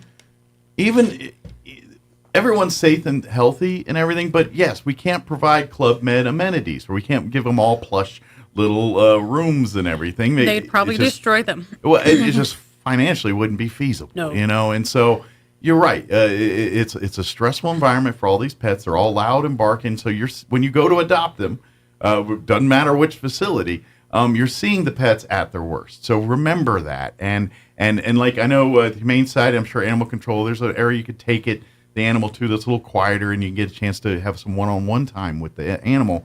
That's where you start to see the personality come out a little bit, where there's not 30 other barking dogs and cats meowing and people screaming and just the loudness that is a kennel. That goes away. And to be honest, you could put, you could literally put plush carpeting everywhere else. It's still going to be a loud, noisy, stressful place. You just have a bunch of animals in one room, and they're all going to be loud and stressful. And so because they want your attention. That's what they're doing, trying to get your attention. Mm-hmm. So what you're saying is everybody's going to be like that. It's just the nature of that. This is why we want you to adopt them, so we don't have to have as many of these shelters. Be responsible. Put the Humane Society out of business. If you don't like it, put them out of business. Adopt them. Adopt these animals and give them where they don't have a job. Fix your pets and quit breeding. Exactly, too. And yes, and be responsible pet owners. If you see people standing out in front of big store parking lots selling dogs out the back of their vehicle, report that stuff. Did you guys get a phone call yesterday about 4 o'clock about somebody selling dogs outside of Walmart for $300? No, we did not. Okay. $300? Yeah. Months. Wow. I got it. Okay, I'm at the doctor with my husband, and I get a text. You got a deal when you did that. Yeah, I got to see what these dogs look like. Yeah, I'm at the doctor with John yesterday for his eye in Albuquerque, and I get a text that says, "Hey, question, dude with puppies at the corner of Walmart entrance. Don't know if he's giving away or selling, but is there an ordinance against it?" And I was like, "It's illegal. Mm-hmm. No selling or giving away or private property. Call Roswell Animal Services or PD." And then I get a message back. They're selling them for $300. And I'm like, I'm in Albuquerque. Call them. Wow. So, I don't know. We didn't get a call yesterday. That's wishful thinking. $300 for some nuts out of a Walmart parking lot. Yeah.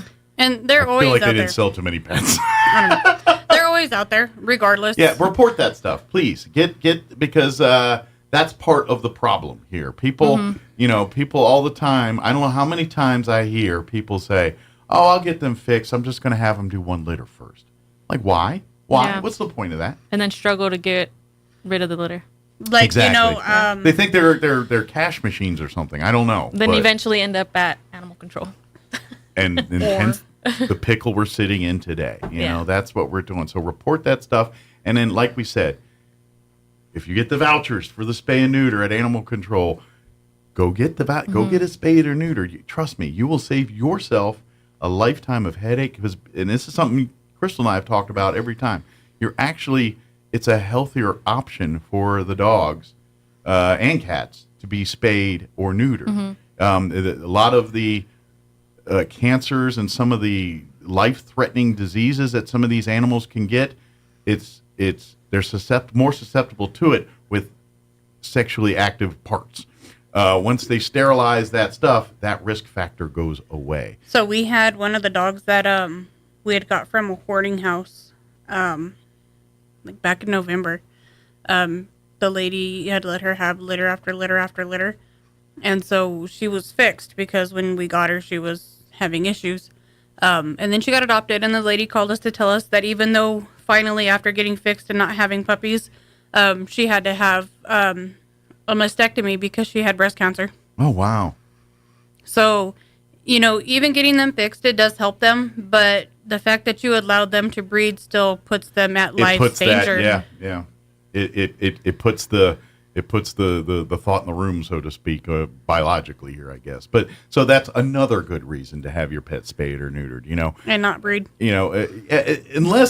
Unless this is what you do if you're the AKC registered, and this is what you do, and you have the training and the certifications and all of the education behind it, then by all means, you do you.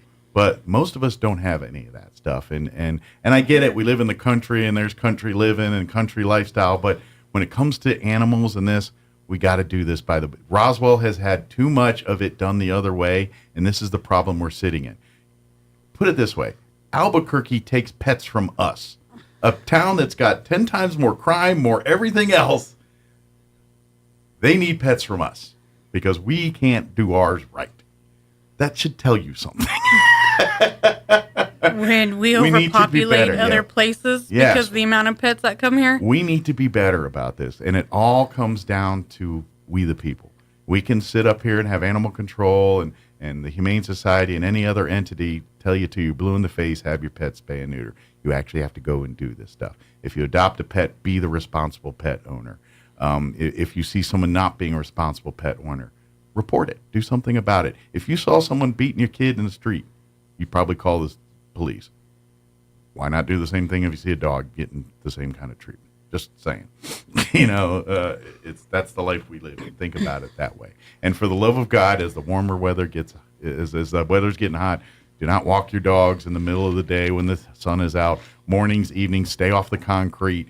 Keep them in the grass if you are going to be out when it's warm. Make sure they have water. Yeah. Yeah. Shelter. Yeah, exactly. So, plenty of water. Like even inside the shelter, like the cats inside, like we have to fill their waters 2 times a day because it's hotter, it evaporates. Mm-hmm. So if they're outside, imagine how much faster it's evaporating. Yeah. Absolutely. So check their waters frequently, 3-4 times a day if you can. In the morning before you go to work, you come home at lunch, check it. Yeah. After work, check it. Before bed, check it. Yeah. Even in our house, cause we have one of those regurgitator jobbers that makes the fountain and spew and you just fill it. Yeah. Regurgitator jobbers. Yeah. It's a technical term. It is. I learned some Well, new it's like a little fountain deal, I think. And I've noticed that even lately I've been filling it a little bit more. And I don't think it's just because they're thirstier. I think it's some of what you're talking about here. So absolutely. But anything other things on the animal control side as far as adoptions and things that I know we're kind of jumping back and forth here, but we do this. Yeah.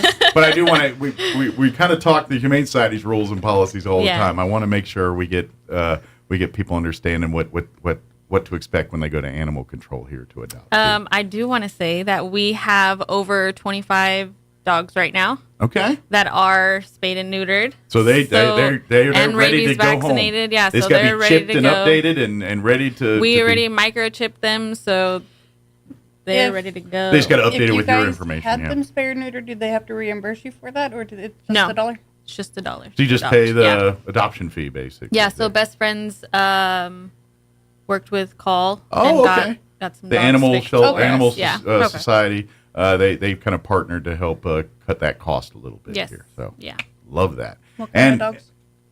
Oh, there's puppies that we got fixed. Medium. Do you have a large heavy dogs. or larger breed, smaller breed, or just a kind of a mix of everything? Yeah, mix of everything. We try to get a mix of everything. Excellent. Just so. Excellent. So how are the cats looking right now?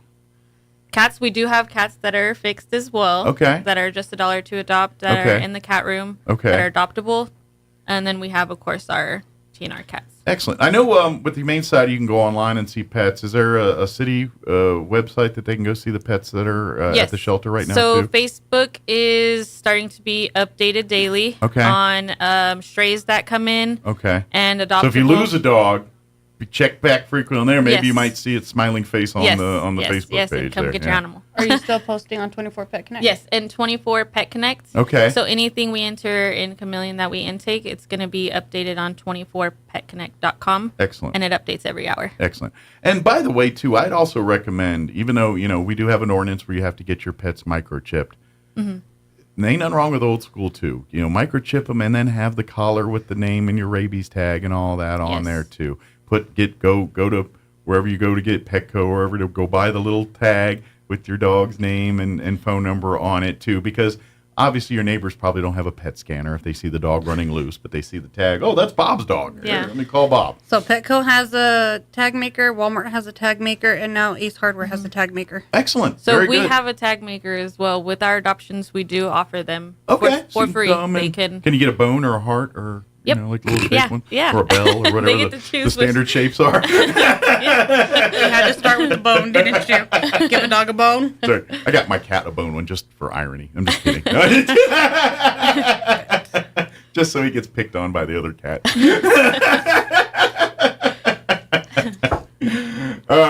As far as as restrictions and anything, is there any as far as what people requirements they need to meet other than paying the fees and things to adopt? As far as got to have a fenced-in yard. Is there any kind of those restrictions through animal control? Just making sure they're having a happy, loving home and keeping their dogs in the yard. Sure, absolutely. Yeah. But you guys don't come in and inspect. No, we don't do home checks. Again, it's back to what I'm saying. Being a responsible pet owner, if you wouldn't do it for your kids, maybe you shouldn't do it for your pets. Yeah. Just kind of think like that a little bit with this stuff. But please come and adopt, and like I said, keep checking back and looking. I know with the Humane Society, if you go to roswellhumane.org, that's their website where you can come be a member. That's a great way to support, because all that money for your membership fees pay for litter and vet bills and all the stuff that it costs to operate the Humane Society. But you can see every pet that's calling the Humane Society home. Some will have not available next to their picture and all that. That means they're still available for adoption. They're just in quarantine because they're not of weight yet, or they're waiting on some shots or vaccines, or they're in quarantine because they're new and they're waiting to make sure they're not carrying anything communicable that can get everybody else sick. And so once they go through that process, then the not available goes away and you can adopt them. So. And then once they're adopted, they come off. Yeah. Then if their picture's not there, then they've been adopted. So if you saw it one day and it's gone the next, that pet found a home. So I don't have them taken off the website until I have a signed contract. Gotcha. Because people back out all the time. Yeah. So you're going to be like real estate and put pending? Okay, so we did that at one point, and it was beginning to be very monotonous with people. Well, what is it pending for? And I'm like, adoption. Pending it. We think it's going to grow a third arm. Yeah. I don't know. We're pending the experiments. No, I'm kidding. We're wondering if it's going to grow an antenna. But we don't take them off until actually we have a signed contract. And then once we have a signed contract, then they come off the website. And they have a party, and it's like a big celebration. Oh, we're deleting another picture. Yeah. Or you see them posted on the Facebook page saying they got a home. Yeah. One of the two. And I'm telling you, and I'm sure you deal with this. I know you deal with it. You guys deal with, because let's face it, you've probably dealt with some of the worst that this town has to offer when it comes to people and what people do to pets. You guys have probably seen the coolest of cool and the crappiest of crappy when it comes to people and what they do with pets. And so, and by the way, and so I also look when you go there and you're looking for advice and information. If you don't know, don't hesitate to ask these ladies or any of the staff at other facility. I'm willing to bet. I know they're at the Humane Society because they're all volunteers. I'd even bet, even at the city, the paid staff, every single person there are pet lovers. There's a reason they got into animals because they love animals. And so if you want to know about that kind of stuff, probably the best resources are your animal control people, your volunteers at the Humane Society, and because they live, breathe, eat, sleep pets, and so they love this stuff. So seek their advice and understand that everything that comes out of the facilities, it's for the betterment of these pets. And when you get denied or restricted something, it's not because they don't want to give it to you. It's because at the end of the day, the health, safety, and welfare of the animals is priority one for both facilities here. So that's, we're not going to adopt a pet to someone that's not clearly someone that should be owning a pet. They can't take care of themselves, probably shouldn't be taking care of a pet. And so that's why these rules are in place. Because if we don't do it that way, then their work is you guys' work is already 100-fold. You add no kind of rules or it's going to get 10 times worse because people when you don't know and unfortunately we have too many mistakes. We got too many people that think they can do this stuff and aren't doing it. And now we end up with problems and then we get the puppy mills and feral cats in the alleyways, all because someone thought it was a good idea to adopt a pet or get a pet, and then no one wanted that thing and they turn it loose and here we sit. So that's what we're fighting, and that's what both of these shelters are fighting day in and day out. So if you want, get involved. I know Humane Society is always looking for volunteers and things. I imagine you can go over to Animal Control if you want to volunteer and fosters. Yeah, absolutely. Even if you want to come to visit and I know a lot of times people maybe you can't adopt a pet because I love Great Danes, but I live in an apartment. Maybe you should have a Great Dane. But you love them. Come down. Maybe we can get you with the big dogs and you can roll around the floor with them for a little bit. Because the more human interaction they have, the more adoptable they become. And so that's a good thing. You're helping out. So if you need a little mental health, just play with some dogs for an hour. And it's a win-win because it feeds your mental health and it's good for their mental health as well, too. So ask. Just don't come roll and start rolling around the floor with dogs. Call and ask before you do that. You're like, can I get on the floor with that dog? I do have some things for the thrift store. Yes, let's get an update for that. And by the way, 'tis the season. Now the kids are graduating and stuff, and they're going to be thinking about college and all that here. Don't go buying brand new microwaves and stuff. Go to the thrift store. They're going to destroy it by the end of the semester anyway. Go buy it at the thrift store. So, for the entire week right now, all cookbooks are $1. Nice. Some of y'all should read them. Eat your food. All clothes and baskets are 4 for $1. Any boots that have an X on them are $1. All right. All jackets or coats that are left out are $1, and that's going to be today, tomorrow, and Saturday. All right. So you can buy those and put them away and you pick them up again here in the fall when you'll need them. Hats. They have a lot of hats, varying from ball caps, cowboy hats, to sun hats, to your old lady gardening hats. I got me some of those. They're very comfortable. Old lady gardening hats? Yeah. Oh, all right. Surprised. They have a lot of pillows, throw pillows, couch pillows. So, when you're going to college and you want to have pillow fights. Yeah. And you're not breaking crap, you're smacking each other with a pillow. Ton of I thought wall that was decor. just a dude image of pillow fights at college. I thought that was just a guy's fantasy. I guess not. I'm just trying to encourage people to buy pillows. That's right. You do what you want. I don't care what you're going to do with it. Just buy it and get it gone. They still have the Hoyer lift. They've dropped it down to $300. And then they still have that electric scooter chair. Okay. We did purchase brand new batteries for it, so that way we could make sure that it did work. Sure. So And it's they ready to roll. It is. They keep the batteries charged. It's ready to go, and they have that for $800. All right. Senior day is and today. people that need that know that those cost about 10 times more than that. Yeah. So, and if your insurance is being ornery and all that, maybe you can just get this and cut out the middleman, so to speak. Today is senior day at the thrift store, so all seniors get their discount today. Excellent. And that's 55 and up? 50 and up. I don't know. 60. Ask. We're just going to go 60. We'll go 60. Ask. Yeah, 20% off your entire purchase. Right. Just look a little more disheveled if you think you're on the border there of the age. And just, Go paint some white hairs. Don't put some makeup on. Just look, don't I look 60?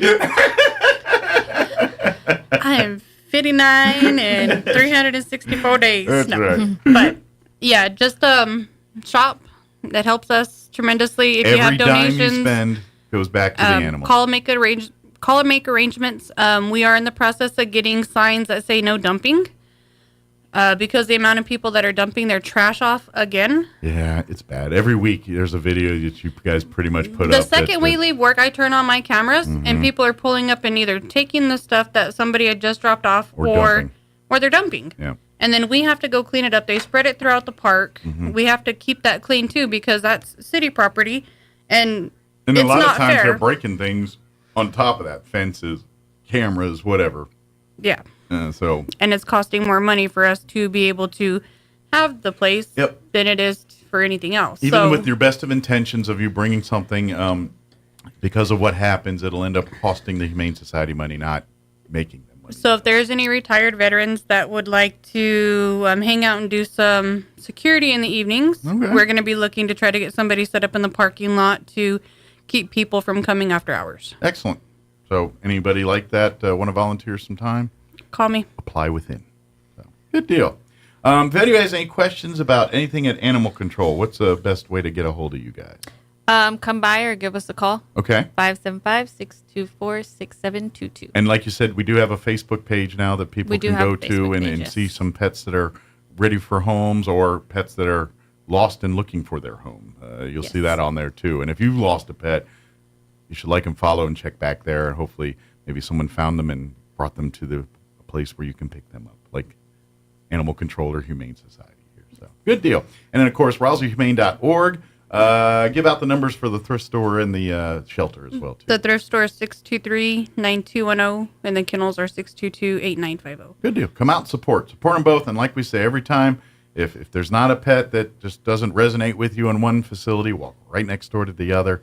Either way, you're freeing up a place for a home and to get an animal adopted. And like I said, even though animal control, the policies they have, if the cage is open, you adopt out of there, or if you adopt humane, that frees up a cage there. They'll go rock over to animal control. If there's one on a short list, they'll adopt it to bring it over to the Humane Society. So you're helping pets regardless of what facility you pull that pet out of. It's helping everything. So good deal. Well, thank you, ladies, and thank you for combining today. We got it all fixed up. You're welcome. No problem. I think it helped her. Yeah. There we go. She's like, I don't know what to do. We'll just wing it. All right, quick break before they kick me off the radio. Don't go away. Have you been following the campaign for Senate District 32? I'm still undecided. I voted for Candy Azell before, but after 20 years, she's been in office too long. She claims she's tough on the border, but voted to give free health care to illegals. And Azell even voted to raise her own taxpayer-funded pension 3 times. Candy Azell? That's right, Candy Azell. She also voted to implement critical race theory in New Mexico. Critical race theory? The bill forces school personnel to take annual anti-racism training and rips away local control of schools and hands it to bureaucrats in Santa Fe. Worse, Azell voted to raise taxes by millions on health care for seniors. Ouch. Who's Candy's opponent? Chad Hamill. He's a local business owner and former fire chief in Roswell who is running to secure our border, fix our schools, and keep taxes low. Chad Hamill. He's got my vote. Paid for by friends of Chad Hamill. Pressure Services LLC in Artesia has immediate openings for experienced vacuum truck, kill truck, and hydrovac operators. Operators must hold a Class A CDL or Class D CDL, at least 2 years of experience, and be at least 25 years of age. All positions require a clean driving record and must be able to pass a DOT drug and alcohol screen. Pressure Services offers great pay with IRA benefits and employer contributions toward health benefits. Please apply in person at 402 West Main in Artesia, inside the Age Safety Facility. Equal Opportunity Senator Employer. Greg Nibert has always fought for local solutions to local problems because many needs of our communities are different from places like Santa Fe and Albuquerque. Greg Nibert has backed our local schools who use a 4-day school week and who are currently under attack by Governor Grisham's administration. Greg fought for us in the legislature, and he was asked to testify to win the current preliminary injunction stopping enforcement of the 5-day school week. Greg Nibert gave money to fund the legal expenses of the school board, which was sued by the New Mexico Public Education Department to enforce their rule. Greg believes in education. He served on the board of the Roswell Independent School District, and he is an assistant scoutmaster and a Bible teacher. Keep Senator Greg Nibert to continue the fight to promote and protect local control of our schools, because he knows how. Vote for Greg Nibert for State Senator, District 27. Paid for by Greg Nibert for State Senate. New Mexico Medicaid customers. Medicaid open enrollment runs April 1st through May 31st. During this time, you can choose the best managed care organization for your health needs. Learn about your options and visit with representatives from the Human Services Department and each MCO at a Turquoise Care Information event coming soon near your community. Go to hsd.state.nm.us